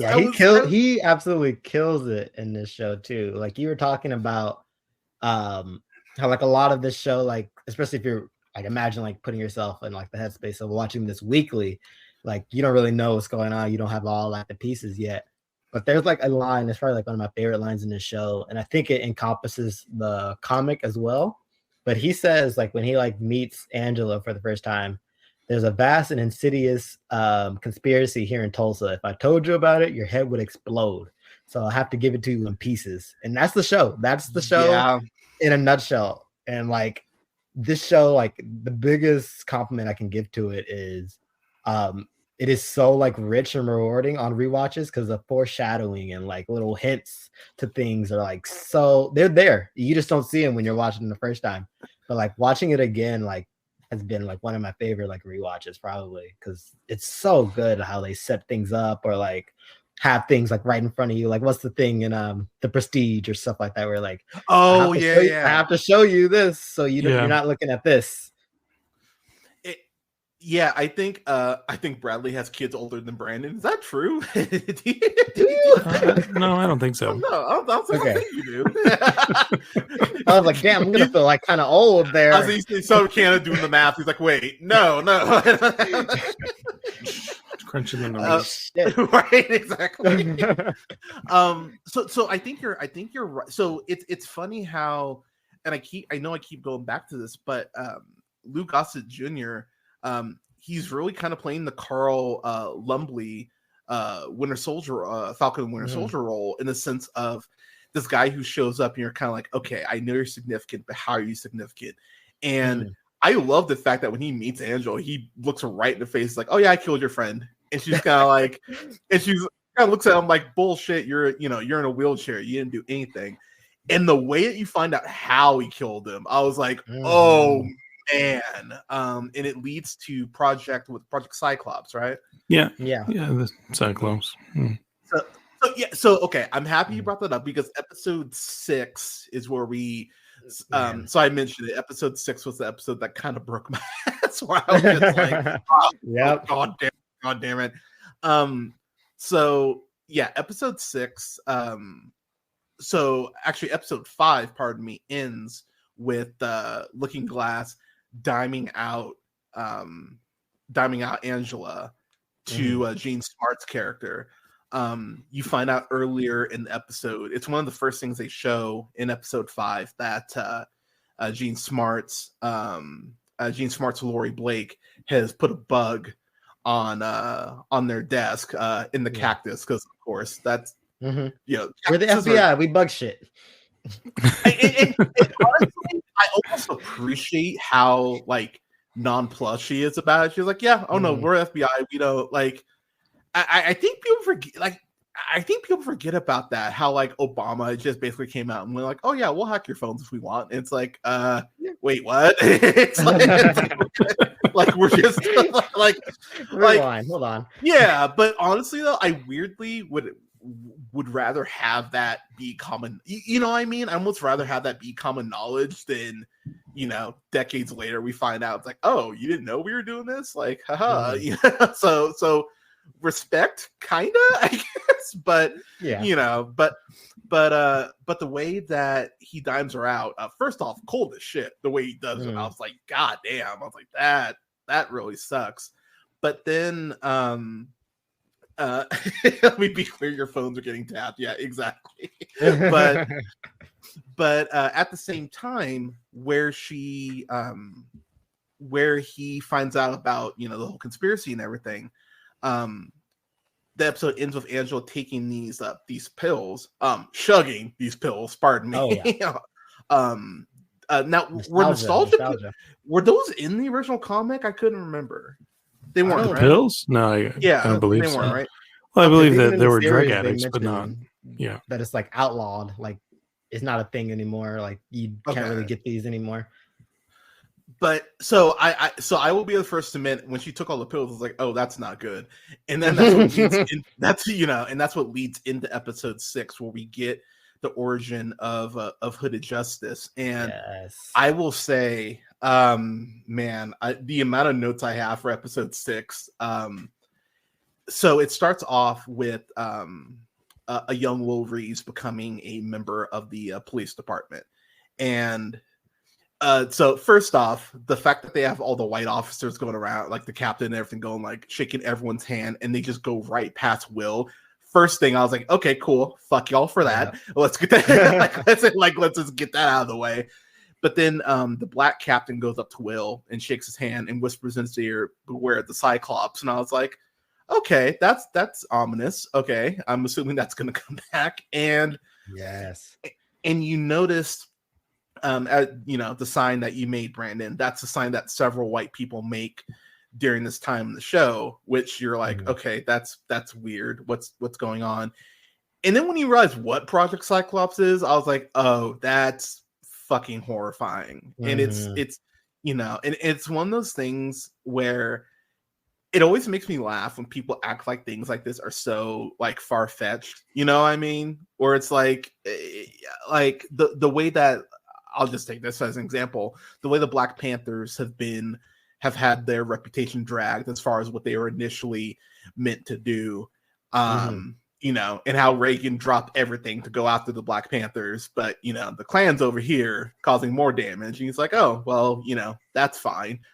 You can draw your own conclusions as to why that is. But the Project Cyclops thing legitimately scared me, and it's very Proud Boy, Mm. QAnon, like very much Yeah. in that Tiki vein. Torch. Yeah, Mhm. like it's very much in that vein. And it's so weird that this show came out 4 years ago or 5 years ago, and it's like it's probably aged better now. Like I'm weirdly happy that I watched it this year, just Yeah. because given everything that's going on. But the way that they have the nostalgia kick in and out, like it's very much like a fever dream, Mhm. which is terrifying given what she's having these dreams about. But this is maybe one of the best directed, actually let me rephrase that, this is one of the best directed episodes of TV I've seen in my life. Yeah. It scared me in the way that you remember the X-Files episode Home? That it reminded me of, like, I do. where it's one of those things where I remember just sitting after I was over. I was like, I'm not gonna sleep well for like a week Yeah. because there's so many implications on in this. So Hidden Justice, he ends up finding out what unfortunately a lot of Black people found out, that even as what Shaft say, too black for the badge, too blue for the brothers. Yeah. It's very much that lane, and even his wife is like, dude, they're not going to accept you, like, no Mhm. matter what. And he's living up to optimism, which I get to an extent. He's like, no, like I'm a part of this now. I can make changes to me inside. But then he arrests this white guy who flat out sets this was like a Jewish like a Jewish shop, right? Like on Mhm. fire. Like he sees him do it. Like he straight up like sets his place on fire. They arrest him, and then he sees the fucker, what, like not even 12 hours later, he's out. Yeah. Just And peace. and he waves at him. He's like, oh, hey, how's it going? I was like, oh, dude. And it's one of those things where in that moment I just went, oh, dude, you're learning a really unfortunate lesson that unfortunately still exists today, that Mhm. this is people forget that cops used to hunt down slaves that are trying to escape to the north. Like the literal infrastructure of law enforcement has been racist from day one. And I've talked to Canada and y'all and you about this, Brandon. I think the days of subtlety kind of need to be over. I think sometimes you Mhm. need a sledgehammer, and this show, episode 6, is a sledgehammer like a motherfucker. It Oh, is fuck telling you like the world is racist. It's always been racist. You can deny it all the fuck you want, but it's a racist world we live in. And the way that episode 6 continues, and I'm going to throw it to you, Canada, like what did you notice in episode 6 that kind of like shook you, if anything?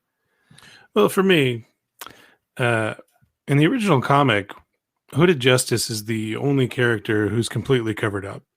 Yes. You can kind of see his eyes a little bit. And down the line, as the years pass, one day the Newson mask is found.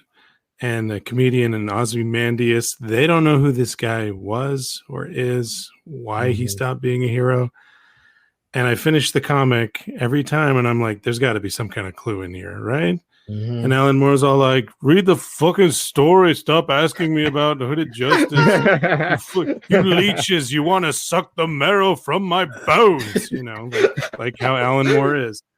Yeah. And I was so, I don't want to say unsatisfied with that, just like, wow, I can't believe a comic book would have the balls to just, and this is a mystery that isn't solved. Thanks for reading. Episode 6, Solving the Mystery. The hooded Right. justice is fully covered up because he knows he won't be accepted. And a part of his outfit is a noose around his neck. Jesus Christ. Yeah. I like, the Jimmy Neutron brain explosion all over. And my wife, who's never read the comic, is all like, "Are you okay?" And I'm just like, yeah. How did they write this? This is incredible. And then I thought, oh no, the internet's going to cry and bitch about it. They're going to ruin it. I'm not going to go on the internet. Yeah. But then after like a month, I went on the internet and people were like, we fucking love the hooded justice reveal. Yeah. This is the most brilliant writing we've ever seen. Really? Of course, this is the hooded justice. And then, just more and more people were pointing out. And I think even Gibbons, who did the artwork of the original Watchmen, called it like a masterpiece. And that made me happy.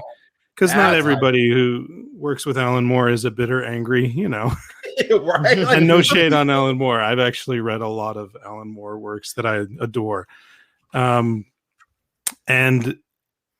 Angela having to carry the trauma by taking the nostalgia, the drug of her grandfather for that time. I read something about history that a lot of people hate history because it makes us feel ashamed. And maybe that's good. Maybe that's actually a good thing. Maybe more white people should feel ashamed about their history. And for someone to want to bring justice to his community and make it better because of what he lived through with the Tulsa thing, and that society saying, no, not you. We don't want you here to make it better. And for him to be like, fuck you, I'm going to wear a mask then. Yeah. Wow. And just the way Lou Gossett Jr. delivers his lines being the end result of Will Reeves, like, I'm the guy who strung up your chief. Just matter of factly, beautiful. So matter of fact. Yeah. And like you just said, the subtlety's gone. It's time for the sledgehammer. That was the result of him finding out that a police chief was a grand wizard Klansman. Like, well, I guess I'll go string him up. And sometimes things are, in fact, that simple. And what's so amazing about it is the mystery of who killed this this servant of justice hanging from a tree. Who did this? Like, someone who was serving justice did it. Makes you think. It's crazy. It's crazy to think about. Like, so this is where I'm constantly at odds because, in a perfect world, okay, so this like when Dexter was on, I would constantly have this argument with my former pastor, who I finally had to block because he was way too much on Trump's dick. The argument I would always make is, yeah, if I knew Dexter lived next door and he was killing child molesters, I'd make him cookies every week. And he was like, oh, that's so barbaric, that's so cruel. And I was like, isn't stoning constantly talked about in the Bible? Constantly talked, literally dragged to the town square and they would stone they would stone someone. It's sometimes, unfortunately, and this is where you get the whole Daredevil Punisher aspect, where it's okay, you want to try to do things by the book because you want to believe that the system works. But what this episode shows is, yeah, the system works for certain people, doesn't work for everyone. So then it's where's that line between you trying to do it the quote right way versus, oh, look, someone burned down this Confederate statue. Womp womp. I think people forget, what was it, a month ago that Jackie Robinson statue was flat out sawed off? That just happened a couple weeks ago and barely anyone covered it. It's y'all, and given the month it's in, you really think someone wasn't trying to send a message by doing that shit? It's come on. And it really just proves the episode's point that I think as the royal we were way too, white people in particular were way too proud of themselves for Obama getting 2 terms. And it's hey, right. Like I said, racism's over. We did it. We won, guys. It's done. I love that Bradley Whitford, get out joke. It's I would have voted for Obama a 3rd time. But Brandon, you can speak to this, man. I think you've had you've had white people try to like, you know, like overly correct with you, you know, like, and you're just like, oh God, like don't do this. Just treat me like, you know, a regular, like I I constantly have had white people try to do like this shit with me. And I'm like, don't do that. Like just just give me some dap. It's fine. Like don't overcomplicate this shit. Like, just like Neil Patrick Harris character in Undercover Brother. yeah, exactly. It's like don't do that shit.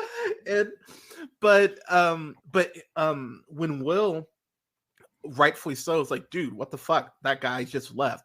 And he's like, you know, I'm trying to protect your skin. Like, you need to like just drop this. It's like, wow. And that's someone who's supposed to be upholding these laws. And God, the afternoon. I'm assuming this is Josh. Just put in the chat. When I kissed my first white woman, that's when I knew racism was over.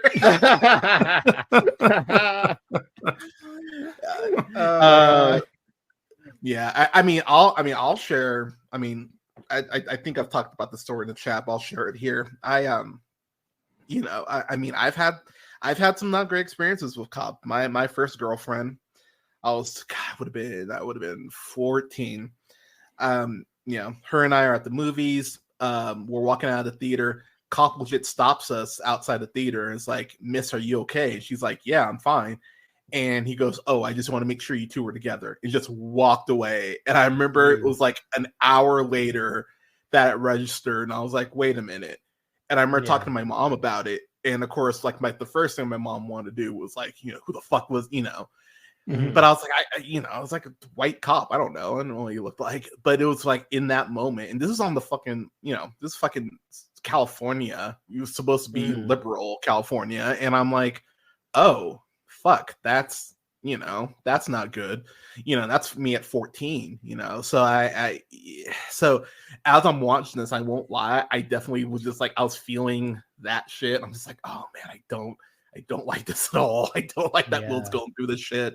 And the conversations he's having with his wife are very, unfortunately, real conversations. Ask any Black person you know, like you've had the conversation about how you act when cops are around, you know, and how you know, try to do nothing to draw attention to yourself or potentially get hurt and just try to get home, which the fact that those are conversations we even need to fucking have tell you all that you need to know.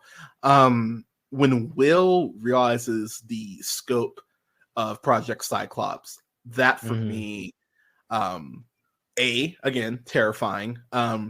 The glee I felt though when he busted into that warehouse and just started like killing all these racist white people. Like I felt like I won't, like, I know Glee is a bit fucked, but honestly, Glee is what I felt. I was just like, yeah, this is great.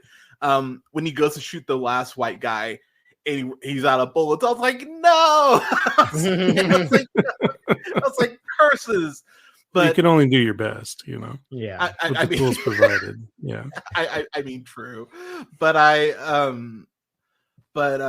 oh man, one thing I love, and it's a very subtle thing, but the how Will's origins actually kind of mirror Superman, because they have the Action Comics Easter egg with that person reading the Action. I thought that was a really clever little connection there. I was like, I like that. I was like, I like that a lot. I know we talked about Bass Reeves. It's really ironic. There's a Bass Reeves show now, apparently. Yeah. Who is it? It's David. Who it is? David Oyelowo. Yeah. I heard good things. I've not watched it yet. I haven't either, but yeah, I've heard really good stuff about that, and that actually makes me. I know it's a Yellowstone show, so that does kind of make me like, is it crazy? really? That Yellowstone universe is huge. It's so weird. I would not have expected that. Yeah. I have several friends who watch it, and I'm like, oh, all right, like cool, I guess. Like it's definitely just not made for me. It's just one of those things. I'm like, I don't think I'm ever gonna watch this. But but the fact that you realize that he used the that Will used Project Cyclops tech to get Don Johnson to kill himself is such a what sort of reveal. I was like, oh, that's wild. Like that he used the tech that was Oh, like it in the way that they actually show the scene and shoot the scene, I was like, this is insane. Like, because he gives him that little bit of time to actually talk to him before he hypnotizes them again. You're just like, oh, that's cold blooded. Like, it's so like, Brandon, let me throw it back to you real quick before I make one more point. Like, yeah, kind of your thoughts as far as the. Oh man, episode 6. I mean, I echo everything that you guys have been saying. Like, it's stellar television, fantastically directed. The Hooded Justice reveal is like such a good reveal. Like, there's a bunch of reveals in this show, but like that's like it's so well done. I have to shout out like the actor who plays young Will. I think his name is I don't know if I'm saying this right. Hoven Adepo. You may have seen him in Overlord or Babylon or Fences. Oh, that's right. He was okay. I was like, he looked familiar. It was bothering me. Okay, thank you for that. Fantastic actor. Like, I don't know if he was nominated, but like he should have fucking won like for guest actor or something. But one of my favorite aspects of that episode, you mentioned it a little bit, where like Angela is like fading in and out like of this nostalgia. A bunch of memories are like happening and overlapping. And funny enough, it kind of mirrors how Dr. Manhattan views the world, because he's always in the past, but also in the future. It's September 16th, 1984. I'm eating a bagel. Stuff like that. So I really enjoy that aspect of the show, of that episode. I mean, and of course, it being in black and white the whole time is beautiful. This is one aspect we haven't touched on yet, but goddamn, Trent Reznor and Atticus Ross's score for this show is like godly. Like, if you've heard any of their music from like Social Network to Soul to like Girl with the Dragon Tattoo, anything, you kind of know what to expect with Watchmen. But when you get to this episode, they go full jazz. They go full like very old timey. I'm like, have to remind myself like, oh wait, this is you guys. But it's beautiful. It's an amazing episode. I really love like the relationship he has with his wife, because like you're right, she kind of knows like what he's getting into, and like she doesn't necessarily say "I told you so," but she's like, "What did you expect to happen?" Which that might be the most unrealistic aspect of the show, that a black woman wouldn't say "I told you so," because she would have been like motherfucker, I told you. but she was nice about it. But again, she was very nice about it. And I think that I have to make sure. I'm pretty sure it's that actress, Danielle Deadweiler, who we've seen recently in The Harder They Fall, which again has Bass Reeves and more cowboy stuff. God damn. Yes, that is her. And recently in Till, she plays Mama Till. I couldn't watch Till. I just my brain, no, me either. Same. It was so recent. Yeah. But like she is fantastic in this. He's fantastic in this. And the part that I really love, where she kind of makes a switch, where she's not supporting him anymore. She's like, yo, why are you still doing this? Like, you don't have to do this anymore, and stuff like that. And at this point, he's with like the Minutemen. He's I mean, we haven't mentioned this either, but Hooded Justice is technically kind of like not only the first black superhero, but also the first gay superhero. Like, he's closeted, like he's hiding that from his wife. He's sleeping with Captain Metropolis. And so I think this episode is like a great parallel to what we see during the whole show, is like where they have this fake show within the show, American Superhero Story, which is very much getting on Ryan Murphy. And which I think even like they make fun of Snyder a little bit too, because like, they definitely make fun of Snyder. I would say the focus of their Venom is definitely Ryan Murphy, who I have at length talked about why. So I'll be real, man. Like, I really hope that there are more gay creators who rise up and end up being great, because Ryan Murphy seems to be able to just go like, I'm gay, don't criticize my shit. And it's like, like a lot of your stuff's problematic. Like, I don't see most of your stuff is problematic. That Dahmer show, I don't get it. Like, it's like, and I had friends being like, dude, you have to watch this. I was like, I'm not watching this shit. I have no reason to watch this shit. Who's the guy who's Captain Metropolis? Thank you. Yeah, Captain Metropolis. that scene in particular just made my blood boil, where he's like, he literally says, "You're gonna have to solve this black issue yourself." And I'm like, "You fucking asshole!" like I was yelling at the TV. I was like, "Fuck you!" It's like you said that you believed in what he wanted. He literally says, "I'm afraid you're gonna have to solve black unrest on your own." I was like, "I fucking hate you, you piece of shit." And for then him to have the balls to go, "It's a shame you always have to wear your hood, that they can't see how beautiful you are." It's like, wow. It's like there's so many moments in this show, in this episode in particular, I was just like grumble, gotcha. And I was cursing Brandon, but cursing myself because I was like, Brandon warned my ass. I was like, I should have listened. And it's like, but then it's like, fuck you for being a racist asshole. it's like this isn't my fault. It's your fault. But it's just me being very, very angry. We haven't mentioned this yet, but the way there's several shots. One shot in particular. I think I know what you're talking about. There's what I call the "I'm sure" shot. So there's a shot of Angela in the mirror, but she's seeing everything from Will's perspective. But she occasionally kind of morphs into the part that he's in, and we haven't talked about it, but there's an actual point of view sequence where Will's about to be hung by these cops who, they're very much like, "Oh, come on, come get a beer with us." And he rightfully so, because I was thinking the exact same thing. I'm like, "Fuck no, I'm good, go away." And so he keeps walking. It's like, "Oh, come on, we really want to get a beer." Nah, I'm cool. Like, go away. And then he ends up he's just trying to get away, and they fucking corner him in this alley.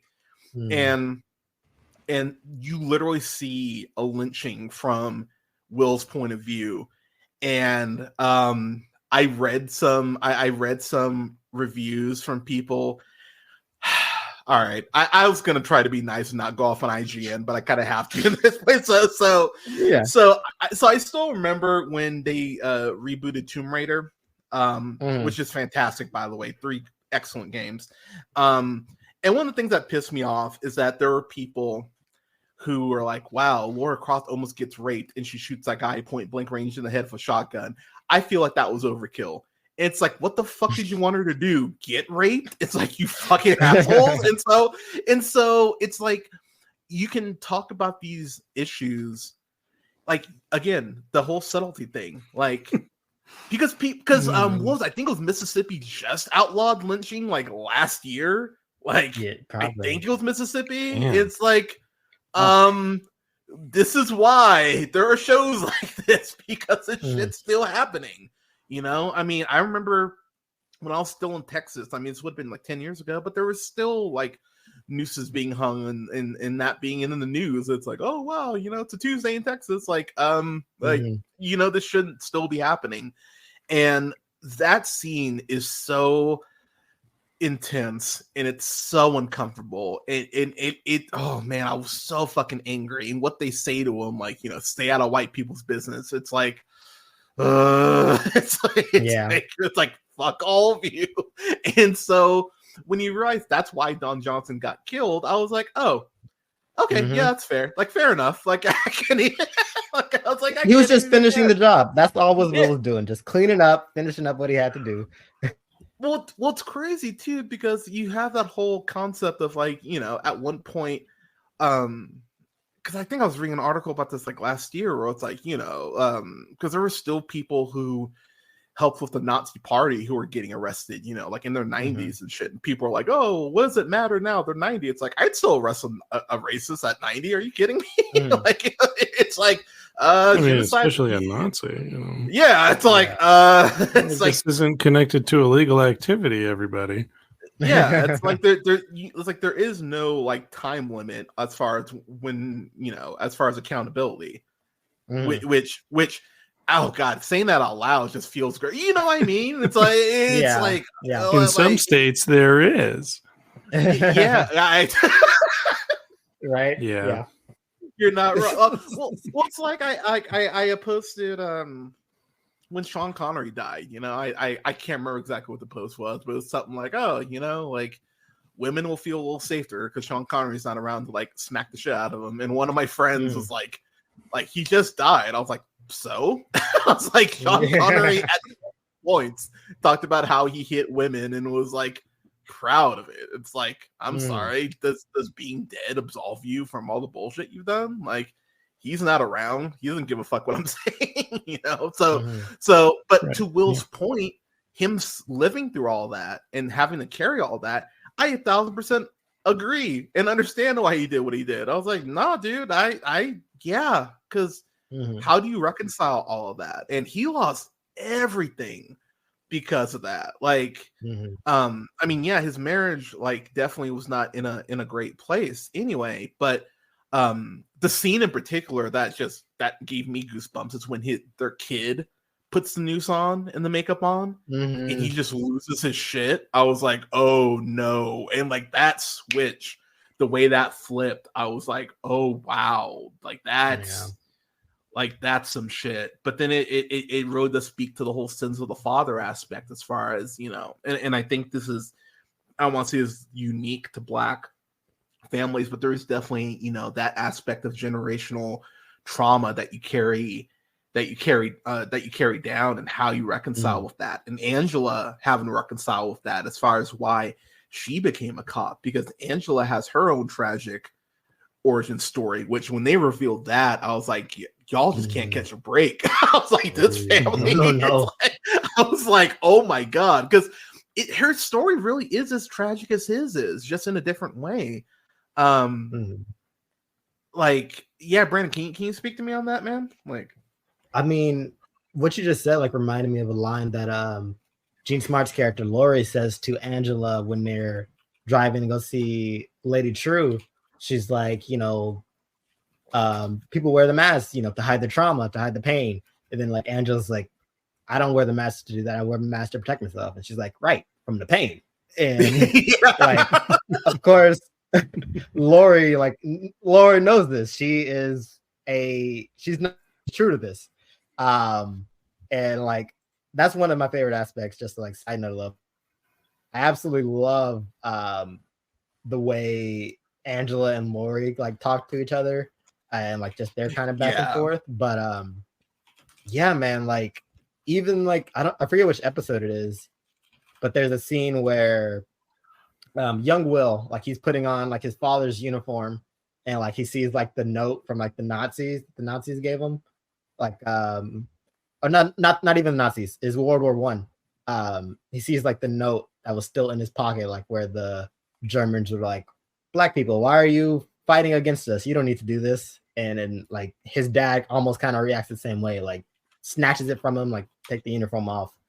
And yeah, I don't know. I think it's just like another super strong theme in this show that is like super prevalent, like trauma. Trauma creates superheroes, and superheroes are all about their trauma. Like we even have like that one scene where Angela finds out like her ancestry and like goes to like that place where like refordations happen, right? Like you get to like find out more of your stuff. And refordations is basically just reparations, but in this world. And she finds out like about Will, and like she sees her great grandparents, and like there's like a scene, and it's straight up kind of like almost foreshadows this episode where she like kneels down and like child Will's face is like in front of her face, and like it just really blends together. Yeah, for a moment. I love that shot.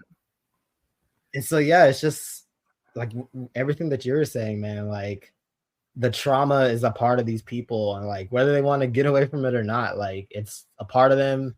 And the main thing is how like you deal with that trauma and how you like I don't want to say use it, but like I mean like you use it as a superhero, or like as a person.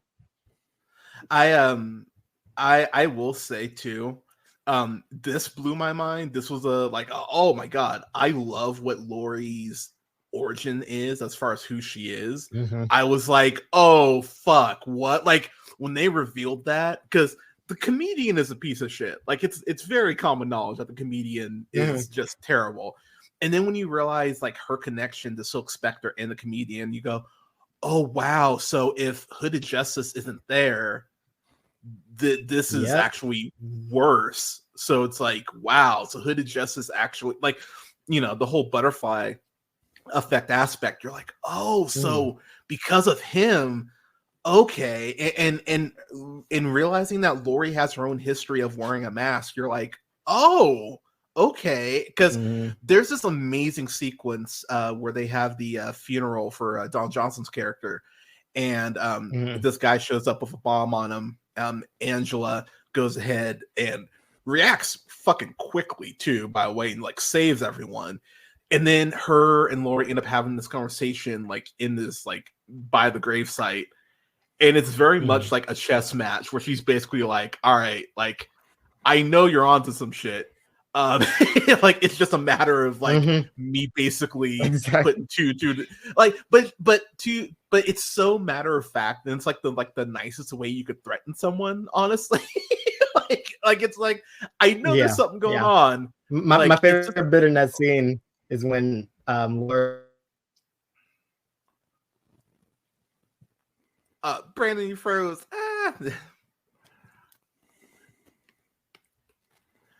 Welcome back. Go ahead. What were you saying, Brandon? Canada, I'll throw it to you. Brandon's still frozen, I think. Well, I just like how wise Laurie has gotten over the years, especially after the unfortunate casting from the movie. I agree. Because like what technical difficulties. Yeah, you just were a little bit. Yeah, like what does one do when their identity is more than likely a product of rape? Yeah, and like like, oh no, well they just shouldn't know that. But then it goes back to Will, his history, his father's history, Angela's history. Like, oh well, I'll become a senator of Florida and be like, nobody needs to know any of that. Like that's not the right way to go with this. but I mean, you're not wrong. But then, like, I think the scary thing about that too is like, how do you reconcile that too? Because it is part of, it is part of who you are. It's something that you have to. I mean, we all have our, our traumatic, things. And I mean, I will be the first to admit there's definitely been there's definitely been some things where I've been like, oh wow, that was something that I kind of pushed like deep down, and then on occasion something will come up and I'm like, oh, and it's kind of like, oh, I don't really want to think about that, but now I am, and oh shit, how do we how do we kind of, like, one thing his wife says it, she's like, you're an angry man, William Reeves. And that's something in the last really when Trump got elected last time, I'll be the first to admit I didn't realize I was like that angry of a person until that 4 years. I was like, oh my god, I was like, I fucking hate everyone who voted for this guy. And trying to like have people reconcile with me just pissed me off more, because I'm just like, why? Like, how do you vote for someone this vile and shitty? And then when people try to justify it to me, I found myself getting more angry. I'm like, fuck you. Why are you and so when Will is just kind of snapped, and he rightfully so was just angry, I was like, I get why he's so pissed off, because he's trying to make things better. He's literally just trying to do his job, and he's not allowed to do it because of how he looks.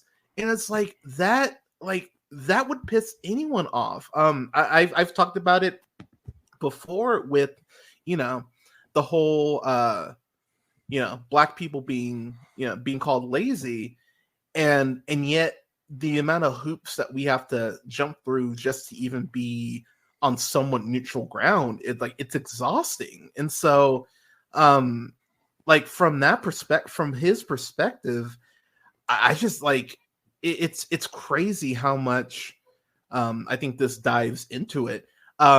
Since we haven't talked about him yet, and you're the you've read it.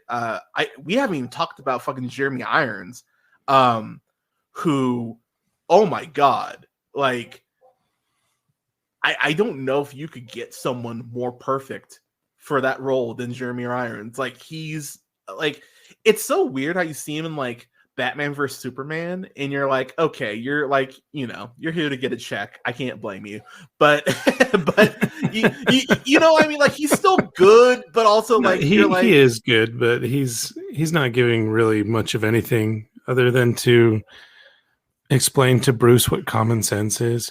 If someone if someone can commit a crime, we have to 100% take care of that. That's everyone, Bruce. That's literally everyone. You freaking weirdo. We're talking about Batfleck. Yeah, so we're talking about how we haven't talked about Jeremy Irons is perfect. But oh my gosh, yes. Yeah. So okay. So his connection, because I was sitting there like with the lady trio, just like, okay, how are they connected? Because there's this point where you see a statue of him, and Angela even kind of makes this retort about like, he looks old. And she's like, well, unlike y'all, we actually, respect our history. And I was like, okay, that's interesting.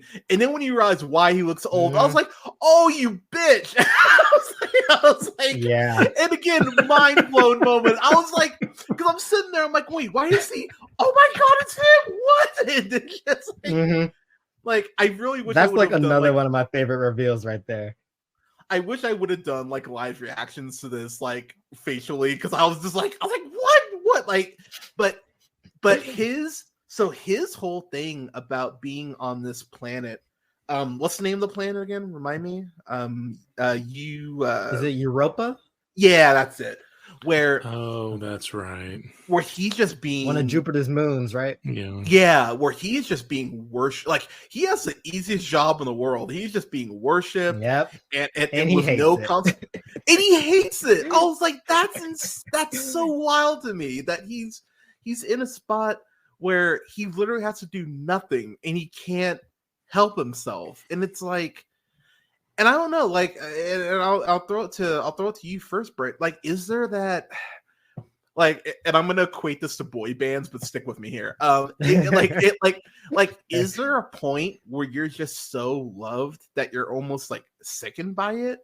Like, you know what I mean? Because like, how many times can you hear like, oh my god, you're so hot, and you're so rich, and you're so great, and you finally like push back against it and hate it? Like, is that what's happening? Because I think it's a bit of that, and like, I mean, we talked about it a little bit, but Adrian Ozymandias, he's an asshole. His ego is bigger than the whole world, and like he even mentions it. I forget what episode it is. When he's talking to his servants, he's like, when I first came into this place, I thought it was a paradise, but now I know it's a prison, and like, he is unhappy being a ruler. Like he is not what he thought it was, especially on a planet where like nobody really knows him like how they did on Earth. Like you're not the world's smartest man anymore. You're just, a man on that planet. It doesn't really matter how smart you are. And like I think that just even goes to show like how good of a sense of humor Dr. Manhattan has to like put him there. Agreed. Like he knew exactly what Ozymandias would get up to. He knew exactly like the kind of person he is, and the way he just kind of goes crazy there by himself. And like one of my favorite bits is that like I forget what they call him, but like the guy who wears the mask, was it the game maker, the game watch, something like that. I know who you're talking about, but yeah. But like the only reason he's there so he can have an adversary. Like so like it just goes to show like why Ozymandias is the way he is, and like maybe it's a good thing he's there because he could not operate on Earth. No, after not like at all. after the big dropping of the squid. He's just like one of my favorite like characters on the show. Jeremy Irons fucking kills it. Every episode we get like a bit of him until like we get like more and more and more.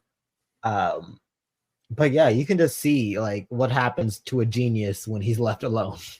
It's kind of it's very Sherlock Holmes-ish in the sense that his brain can't compute not having a challenge or not having something to do, and like he can't, like, it's, you know, it's almost very ADHD in that sense, where it's like, oh, you know, where it's like, oh, I have in theory everything I want, and his brain just can't you know, it just can't wrap its head around it.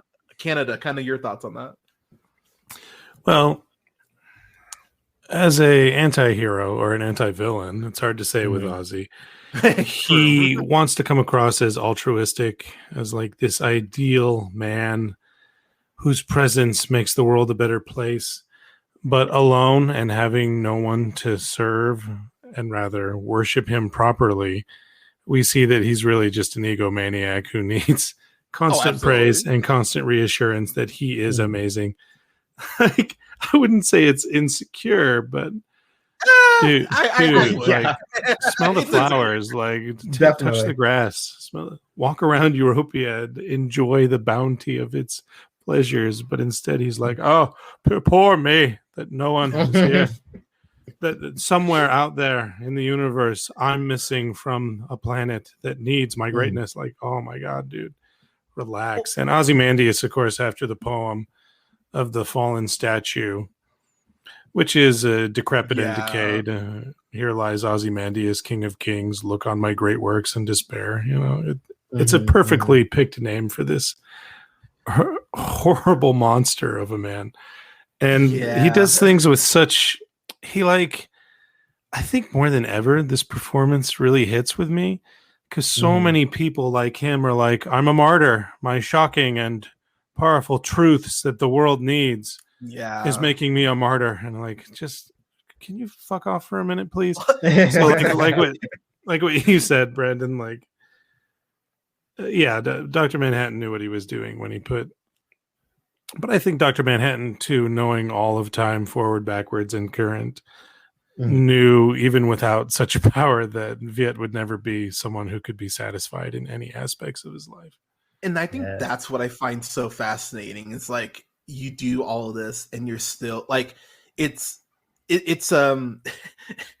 Brad, you'll appreciate this. It's the flaming Homer versus the flaming Moe. Like it's not enough for him to have, quote, saved humanity. It's that he needs everyone to know that he saved humanity. And that's where the ego comes in, because it's like and it's weirdly similar to Trump in that way, in the sense of, it's like, dude, all you had to do is nothing.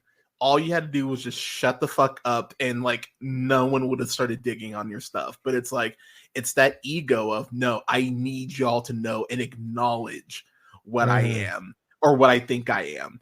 And that's what gets them caught. And it's fascinating in that way, because that's like, you know, if I've narcissism, maybe. I know 1,000%. Sure.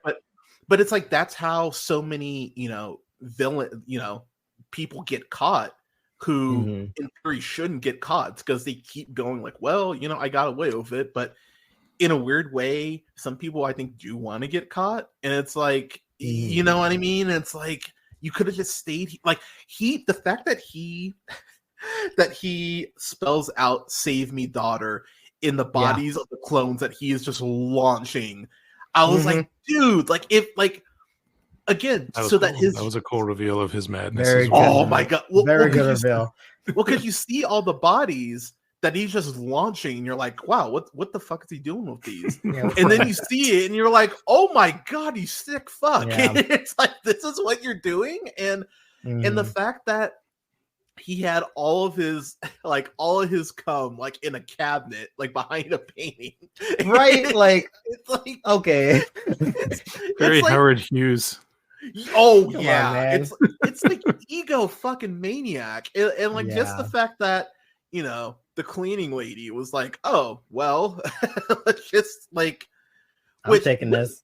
Wouldn't you think you'd have that in like a giant ass vault? You know what I mean? Like given, I mean, it's him, so he's like, who cares? Like, I'm gonna have this right next, right behind my portrait of Caesar. Fuck off if you see this because it's mine. Yeah, and being behind a painting of Caesar, I found that to be very apropos. I was like, yeah, that sounds about right, given what He Caesar loves is. Caesar, dude. Which again makes a ton of sense. It's it's like when people go like, oh, like Castro actually had a lot of good ideas. It's like, oh, that's all I need to know about how you feel about things. Yeah. Getting the episode 9, because I did want to touch more on that. Okay. I think this finale is about as perfect as it can get. The way that they converge everything somehow, because I will say, going in episode 9, I really was like, wow, you've taken episode 6 to focus solely basically on Will and Angela. Episode 8 is just a Dr. Manhattan episode. Like, how the fuck are you going to connect everything in an hour and 8 minutes? And it does. And I was like, wow, they found a fucking way. I apologize, show, for questioning you. And so oh god, I keep forgetting, Lady Trio, you find out that she's his daughter, that she's Jeremy Irons' daughter, which that reveal, I was like, oh fuck, this is bad. And like, and also just a very good rule of thumb, people, like most tech companies, I say this as I'm using Google Chrome, but but on my Apple product, right? But most tech companies, there's usually something not good, and the fact that you see this giant like monument that's been built, as soon as I saw it, I remember going, "Oh wow, so that's going to do something terrible," and and when you find out what it is, I was like, "Oh yeah, that tracks. This would be something terrible that someone with this much money would do." The absolute coldness that Adrian has towards her, as far as like, you need to become something on your own. I was like, oh man, like the irony in that, given the assist that you got, number one.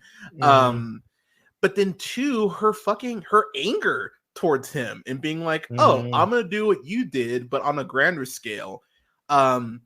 It's crazy to me how those lines cross, because you get in a very sick way where they're both coming from. But then again, that goes back to the whole sins of the father thing, the fact that he thought he was so infallible that that he has to be the one to save humanity again, when really this is his own fault for just not knowing when to shut the fuck up and not be an asshole. Like, what'd you think about him like starting to dictate the terms of how he is the grand savior, but how the 2 characters that are there that kind of helped him out, Looking Glass and I think Lori's there, are like, Lori, dude, that's not how this is playing out. Oh, I love that. Well, I love that Lori's like, nah, dude, you killed 3 million people. Like, you don't get to just walk away from that. I was like, dumb shit. Yeah, I was like, yeah, dude, you thought that this was gonna just be like a wand that would be waved. I was like, good, I'm happy.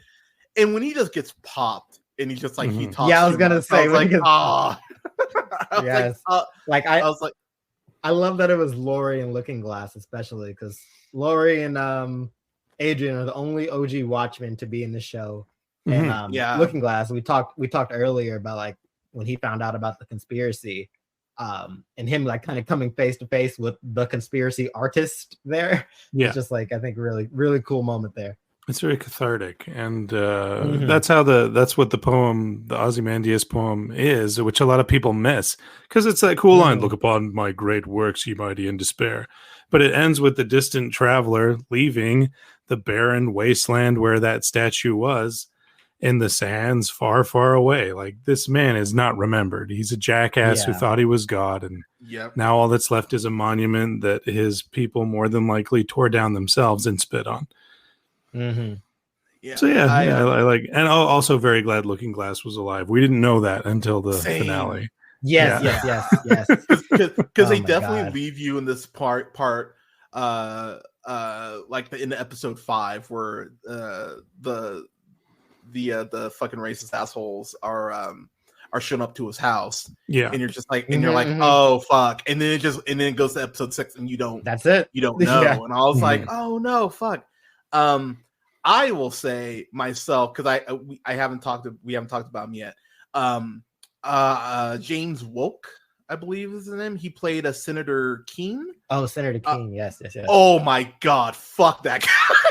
like Senator Keene. What a cheeky bastard. Oh my god. Like it honestly, dude, like very much, and I know I keep equating it to the show, but he's very much the kind of like the John Walker character in the sense of like he's like, oh, I'm doing the right thing for all of you. Like, don't worry, I got this. And the more he talks, and even when he initially talks to Angela, and Brandon, I don't know about you, and I'm speaking to you specifically on this, but you know those people, and actually, Canada, I'll keep you in on this. I think you don't know what I mean. You know those people who are worship leaders, and it's too performative. You know what I mean? Where you question the sincerity of it. You know what I mean? Like that's all I thought when he first met Angela. Like, oh, nice to meet you, ma'am. I was like, oh, you say the N-word in your car, don't you? I was like, I know white people like you, and I was like, no, you're shady. So when it's revealed, like, haha, I want to be Dr. Man. I was like, oh, you fucking ass. I knew it. I was like, you piece of shit. And even when he's talking, I know I mentioned it earlier, but when he's like, oh yeah, it's hard to be a white man in America, but don't worry, we're gonna course correct that. I was like, oh my god, I hate you so much. Like, I was like, this is every Fox, this is every Sean Hannity opening, every Tucker Carlson opening. Just like it angers me so much because you hear this, like, this is the playbook. Like, it's straight up a playbook at this point, and you hear this shit over and over. And for him I mentioned in the chat when he flat out goes yeehaw, I was like, oh, I fucking hate this guy. I was like, I already didn't like you, but you're just trying to make me hate you more. Very satisfying character arc for him. The way absolutely, his character goes out. Yeah, I mean, there's nothing like a good death for someone who deserves it. And yeah, when he gets off, I was very happy. I will say too, seeing the squids come back at the end, was really fucking cool. And I know we've talked about her, but Angela is such a smart person in the way she actually gets away from that. I was like, okay, that's fucking clever. And then you realize that Dr. Manhattan had, which I thought was actually very clever, because you see, they talk about how with the lithium, it's throwing him off as far as where he's at in time, and like it's fucking with him. But he was able to transport their kids to a safe location, but he doesn't know where they're at, and so you're kind of like, oh shit, like where did he transport the kids? And of course he transports the kids to the theater that we see at the beginning of the show, and I was like, of course that's where he sent them. And you're like, oh my god, this clever motherfucker. And then we get these flashbacks between Will and Dr. Manhattan that are so, it's crazy. I mean, we know Dr. Manhattan is Dr. Manhattan, but for him to know that, okay, there's only kind of one way this ends for me, but we need to end up here, is such a wow sort of moment. And the way that that Angela and Will have kind of this last conversation, the line that he drops that flat out made me have to pause the show. He's like, you can't heal under a mask, Angela. Wounds need air to heal. I was like, holy shit. That's the show. Yeah. Like, that straight up is the show. Like, in a nutshell, if you could use one line, like, that's it right there. But then on top of that, after that, the show goes, so there's this argument that Angela and Dr. Manhattan have in episode 8. And I actually appreciate, because Dr. Manhattan's like, oh, I'm Dr. Manhattan again. Fuck, I'm hungry. I'm gonna make some, he turns into donkey. Like, I'm making waffles, and she fucking snaps. She's like, dude, what the fuck? We don't have time, and breaks these eggs. But then it flashes back to something that they were talking about in the bar. about eggs and how he could technically create matter and transfer himself, his powers to this egg if he wanted to. And they go back. She goes back to clean everything, and there's one egg left. And I was like, "Oh, Yeah. you brilliant bastard!" Like when they showed the egg carton, I was like, "Oh my god, there's one egg left, isn't there?" And I was like, Joe, why are you so smart?" And so I love the fact that we don't see her walk on water. They do just enough to make you go like, "Yeah, she's gonna walk on water." And this is one of those cases where you don't have to show everything. Like sometimes it's enough to just give you all the breadcrumbs to get up to the point. And that last shot is so fucking cool with the implications in knowing that she could really make change in a positive, way. Oh gosh. One last thing I wanted to bring up is I love how the racist white people are about to get killed, and they don't even want to hear the speech at the end. They're just like, we don't want to know we're pieces of shit. Just go ahead and kill us. And she basically goes, "Oh, don't worry, I'm going to."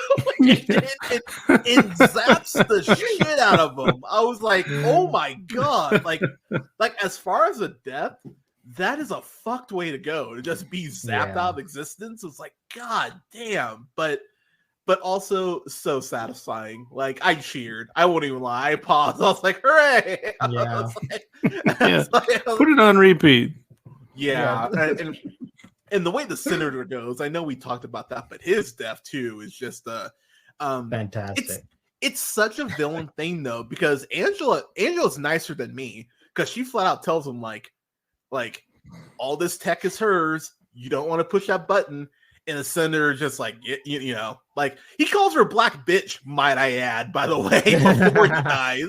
Like she actually gave him a chance. It's like, no, dude, you're gonna you don't want to do this. And he's like, well, black bitch will shoot you down right now. It's like, all right, dude, you deserve the smoke. So I was very happy. But as we wrap up here, because wow, this did not feel like 2.5 hours. Jesus Christ, that was quick. Like any other things y'all want to bring up? Because I'll be honest, I could talk about the show for 4 hours. But yeah, anything else y'all want to bring up? Just kind of rapid fire. Canada, I'll start with you.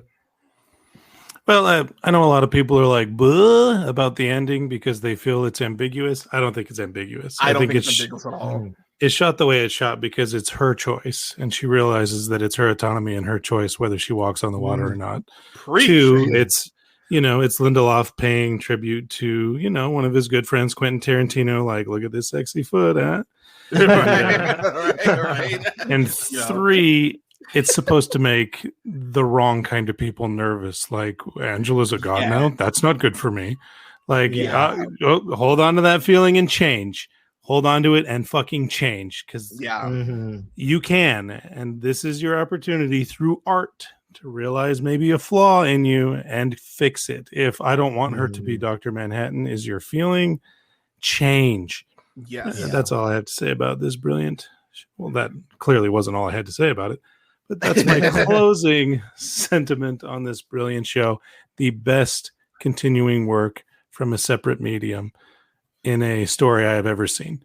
And that includes like Lord of the Rings for me. Wow. Totally. That's high praise. And I gave all those films 5 stars too. So yeah. I will say for myself, because I'm gonna save Brandon, I'm gonna save you for last, sir. I've been saying this a lot more recently with stuff like Meat Mayhem and like American Fiction and Godzilla -1, Robot Dreams, to name a few. It's so cool doing this and having genuine admiration for art. And this is why the comic book medium, when people go like, "Oh, it's dead," it's that the buzzwords and woke and all that. Because I didn't look at any social media reactions on this because I didn't want to get pissed off all over again. Because I could just hear people go like, "Oh, like hashtag not my Watchmen." Like I So I'm gonna say what I really said when I finished watching Promising Young Woman. Like, it's something that's gonna make you think. It's something you need to reflect on, And you should want people to feel like in the same way that when I reviewed that, I was like, this is something that should be shown for every, I would say, like high school freshman orientation on. It's a movie that should be shown. Because, you know, and I'll use myself as an example. I remember one time, and I might have said this on the show. If I did, I apologize. But, you know, I remember I was going to go drinking with a friend, and I was just talking to her about it. And she was like, I was like, oh, I'll just take an Uber home. And she was like, well, you know, I'm, you know, 100 and whatever. I don't want to be alone in the car with a guy at 2 a.m. drunk. And it's like, that's not coming from a place of me being like, oh, women suck. It's just me being ignorant to the fact that it's something I just didn't even think about. And what art's supposed to do is make you think from other people's perspectives and want them to be safer and want them to be better. That's what something like Promising Young Woman does so fucking well in spades. And, you know, you should want people to be more safe. You should want women to feel more safe after watching that. If you watch this and your message is not my Watchmen, you really need to do some self-examination and feel like why a Black person actually being able to walk down the street without fear is such a trigger for you. This episode, this is gonna be in my Black History Month rewatch every year moving forward. I'll probably watch this and Falcon and Winter Soldier back to back, because I think watching those two back to back, I think gives you a really wide view as far as the Black experience. So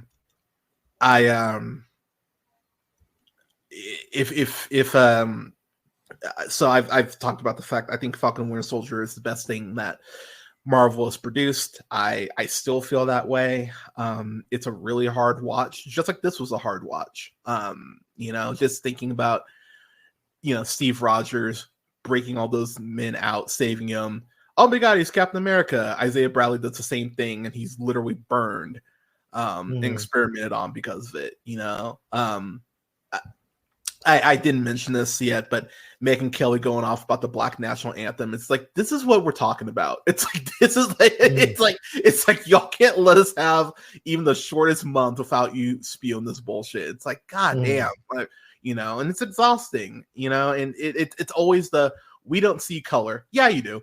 You definitely do. You just see color when you don't. Fuck, Beyonce has a #1 country song right now, and there are people already going like, "Oh yeah, they're mad." Black people can't do country, and it's like, and I'm not even a Beyonce fan, but it's like, wow, like that's a medium of music that has been, I'll be nice and say, not cool towards black people historically. There you go. So it's one of those things where it like. This show is so relevant. It's probably more relevant now than it was when it was made, which is I think so too. Main thing about. But this is something that you could write papers on and essays on. Fuck, we've basically written an essay on this with this review. At least 3. Easily. But this is one of the best seasons of television I've ever seen in my life. Everyone knew the assignment, as the kids say. Do kids still say that? I think so. Yeah. Sure. There's elevated total goat. Lindelof and cast are built different. You know. Yeah. All the show 8. Yeah. Oh God. all the terms you kids use, but I'm so happy Regina King got her because I think she won an Emmy for this too. Yes, she did. Yes, she did. And well deserved. Holy shit. Everyone involved in this show should be so proud of themselves and the art that they created. I stand by the fact that I'm a little concerned of how Don Johnson plays a racist, but that's the I really hope you're not. I really hope you don't have anything in your closet. But I adore this show, and just the tip of the cap to everyone involved. I figure we're all at fan-fucking-tastic, so I'm just gonna put that for everyone. I figured that was kind of implied at this point, but Brandon, I'll let you have the last word, man. Go ahead. Oh man, before getting to final thoughts, I just wanted to, because I have a habit of going back and like looking at reactions or reviews whenever I rewatch a show. So I was just checking out like different discussion threads on Watchmen and seeing like what people were theorizing of back then. Oh my gosh, is Will Dr. Manhattan? Oh my goodness. Stuff like that. But one thing I saw that really clicked with me was someone mentioned that none of the central characters on this show have like children of their own. They have no legacy. Like Angela, she adopted those kids. Looking Glass definitely doesn't have any kids. Silk Spectre, no kids. Lady True, she cloned her mother, so that's not really her kid. Which is wild, so yeah, very weird. That was such a like, what you did? Yeah, but yeah, just thinking about that and how like big of an emphasis legacy is on the show, and how many characters care about that, and like none of them really have like that main thing when you think of legacy. And I'm like, wow, that is so weird to think of, and like, and just like especially when thinking of like what even a season 2 would be for this show. I don't know that I would want to think about that. I'm honestly like, right there with you. Yeah. Because this season is just so perfect. It's like from beginning to end, nothing short of a thermodynamic miracle. It's nice. Like well done. Everything is connected, like how you were saying. Like if you're getting to episode 9 on your first watch and you're like, well, how the fuck does this all connect? And then you finish episode 9, you're like, oh, okay, that's what it does. I just got a shout out to Lindelof, cast and crew. Like I think he even said like he wouldn't be anywhere without like his writers and like creatives in there. I think he even said he had to like fight like HBO executives on like Hooded Justice specifically. So like right. Executives don't understand the genius of that, though. You know, they don't. But I'm so glad he got to do it. I'm so glad this show got made and exists, and that people can still watch it. But yeah, I again agree with everything that you guys have been saying. Like this is this is one of my favorite shows of all time. Like I said before, like it rewards you on rewatches. Yes, it does. It rewards you if you are a comic book fan. It rewards you if you are not a comic book fan or just a straight up TV fan. I think this is like a show that you should show to, I was going to say all ages, but maybe not kids. Yeah, like I would maybe. I would show this to, I'll be real, man. I'd probably show this to someone freshman year as you kind of start. Yeah, right? Teenagers, yeah. Yeah. For sure.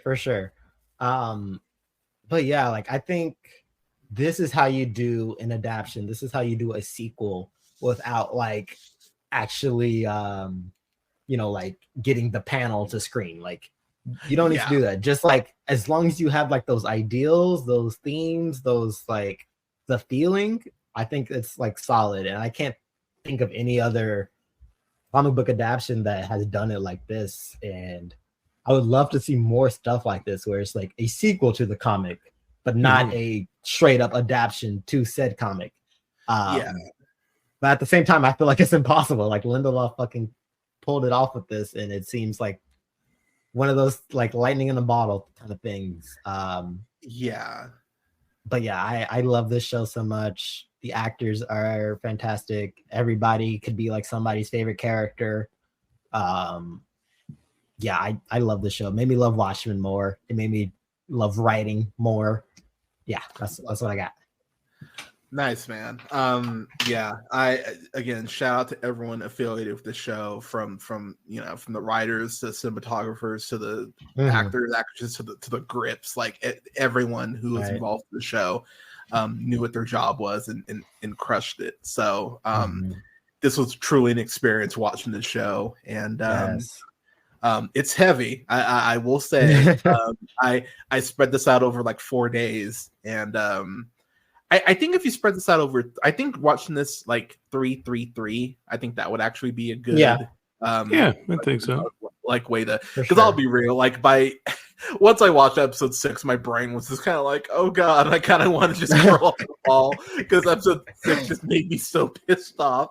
And then I watched episode 7, and I actually got like more upset. I was like, god damn it, show. But I think if you go 3-3-3, I think it will I think you're able to keep the threads, but it still like has the intended impact. But yeah. See, I'm really happy we didn't review Moon Girl because we went almost 3 hours talking about it. So, but yeah, y'all, those are our thoughts on HBO's Watchmen. It's streaming on HBO Max. I'm not calling it Max Zaslav, you hack. Max going to watch for HBO. Yeah. Yeah, I'm calling it HBO still. It's Crave in Canada. Oh wow. Wait, Yeah. what is it in Canada? Crave. Really? Yeah. That's such a weird name. Like, It is. that sounds like weirdly sexual. I'm not sure what the region. There's like regional coding disputes for certain licensed properties by Max, so it's just a completely different network entirely. It's this whole thing. I don't want to get into it. That's awesome. But it's a very peculiar. Yeah, I agree with you. It's peculiar. I will say, kids, this is why you get a VPN. I got the VPN. I've told Bradley for years to get a VPN. He was like, "Oh, come on, Hunter," and he finally caved. And was like, "Okay, I get why VPNs are a thing." Yeah, absolutely, 100% appreciate that.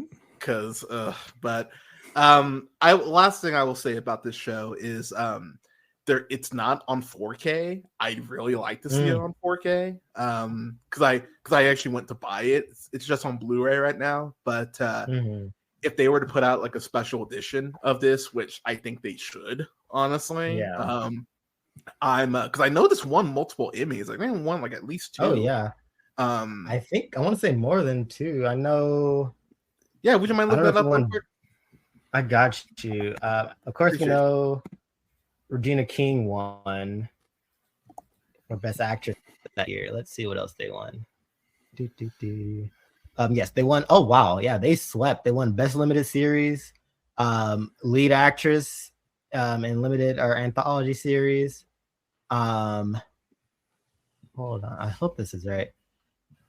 Maybe Lead Actor too, but I need to see who the lead actor is. Well, I know Yaya got a Emmy for his portrayal as Dr. Manhattan. Did he? Okay. Then that had to be it. Oh, good for him. I hope I'm not just remembering that because that, like we said, memory earlier, it'll play tricks on you. Right. Yeah. Like my own brain decided that's who should win, so that's who did. I'm so hesitant.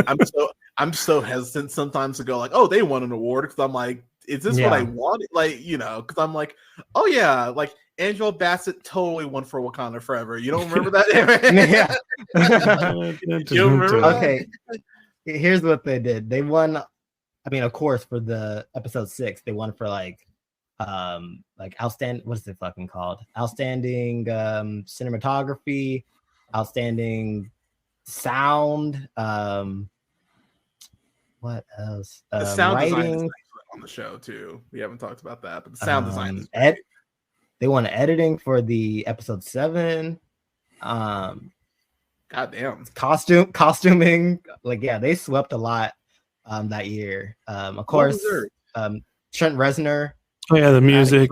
Yeah. Outstanding supporting actor in a limited series or movie winner. Yahya Abdul-Mateen II as nice. Al-Abar. Hell yeah. So yeah, they got a lot of awards. I remember being very happy during that award season. Well, the music was a given as well, Mm-hmm. That's awesome. Well, fuck yeah, they deserve all the accolades. I'm really happy I watched this in this time frame. Yes. I don't know if I would have. I honestly don't know if I would have appreciated it as much back in 2019. But given everything, I absolutely adore this. Oh, and The Extraordinary Being was written by Damon Lindelof and Cord Jefferson. And you might recognize Cord Jefferson from... Shit, yeah. Yeah, you all know Cord Jefferson. Right? Absolutely. Yes. Oh my gosh, that's wild. That's awesome. That just makes me love it more. Gosh. This warms my heart. Yeah. But he was born in Tucson, by the way, Arizona. Really? Oh, that's some shit. Wow. God, that just adds another layer to the show. Right? Yeah, like Woody Allen can't say one bad thing about New York, and Core's like, okay, Let me talk about Tolstoy. But wow. But y'all, thank you so much for joining me on this. This was such a fun discussion. Bradley, please tell the people where they can find you. Yes, I'm doing reviews on oneofus.net. Really glad we talked about this. I'm going to be discussing another adaptation in the future. Fingers crossed for Avatar: The Last Airbender. Netflix, please. Please, Netflix. Come on, Netflix. Don't fuck this up. You don't have to be perfect like this, but maybe a little bit of goodness. And is it tomorrow when it comes out? It is tomorrow, yeah. Oh, shit. Ooh, and I just have an Insta right now. I deleted all of Twitter because too much. Too much. Good job. Yeah. I've been staying off Twitter for like the last week because I'm just, that's probably a good call, honestly. But yeah, that's it for me on where to find it. Yeah. Okay. Brandon, what about you, sir? Yes, you can find me on that hell site of Twitter at childish_Brando, or where I'm honestly more frequently on nowadays, Letterboxd, Brando Not Marlin, where I should be reviewing more movies, but yes, that's where I'm at. Boom. You can go ahead and subscribe to the show, please, on YouTube and Twitch. You can find me on twitch.tv/TheRealPineapple. You can follow me. Just go and search The Real Pineapple on YouTube, REEL Pineapple. You can follow me on Blue Sky, which is better than Twitter, thank God. You can find me at realpineapple.bsky.social. Got a question for the show, have a review request, just want to say hi, shoot me an email at jhunter@therealpineapple.com. You can follow me on IG and TikTok at jhunterrealpineapple, and you can follow me on Letterboxd at Black Shazam. And then you can follow, like, share, subscribe, rate the podcast, please. That definitely helps me out. Can find The Real Pineapple pretty much wherever you listen to podcasts. I was gonna stream tomorrow, but to be completely honest, 3-hour stream. I think I'm gonna go ahead and take a break tomorrow. So I'm gonna be streaming on Friday now, talking about The Color Purple and The Earth Mama at 4 p.m. Eastern, 1 p.m. Pacific. And then on Saturday at 2 p.m. Eastern, 11 a.m. Pacific, I'm going to be talking about Malcolm X, which I'm really excited to rewatch that. I haven't checked that out since I rented it from Hollywood Videos, just to date myself more.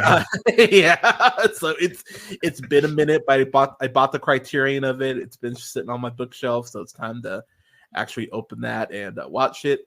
And then I'll have some more reviews coming up next week. I'm still trying to figure out what I want to review to close out the. Oh yeah, Monday I'm going to be reviewing Falcon and the Winter Soldier. Actually, I'm not going to stream on Friday because I just remembered that I have primary things, so I'll probably move all 3 reviews Saturday. But I'll post an updated review list there. But Brandon, Bradley, again, thank you so much for taking the time. I appreciate y'all. And have a good night, everyone. We'll talk to you soon.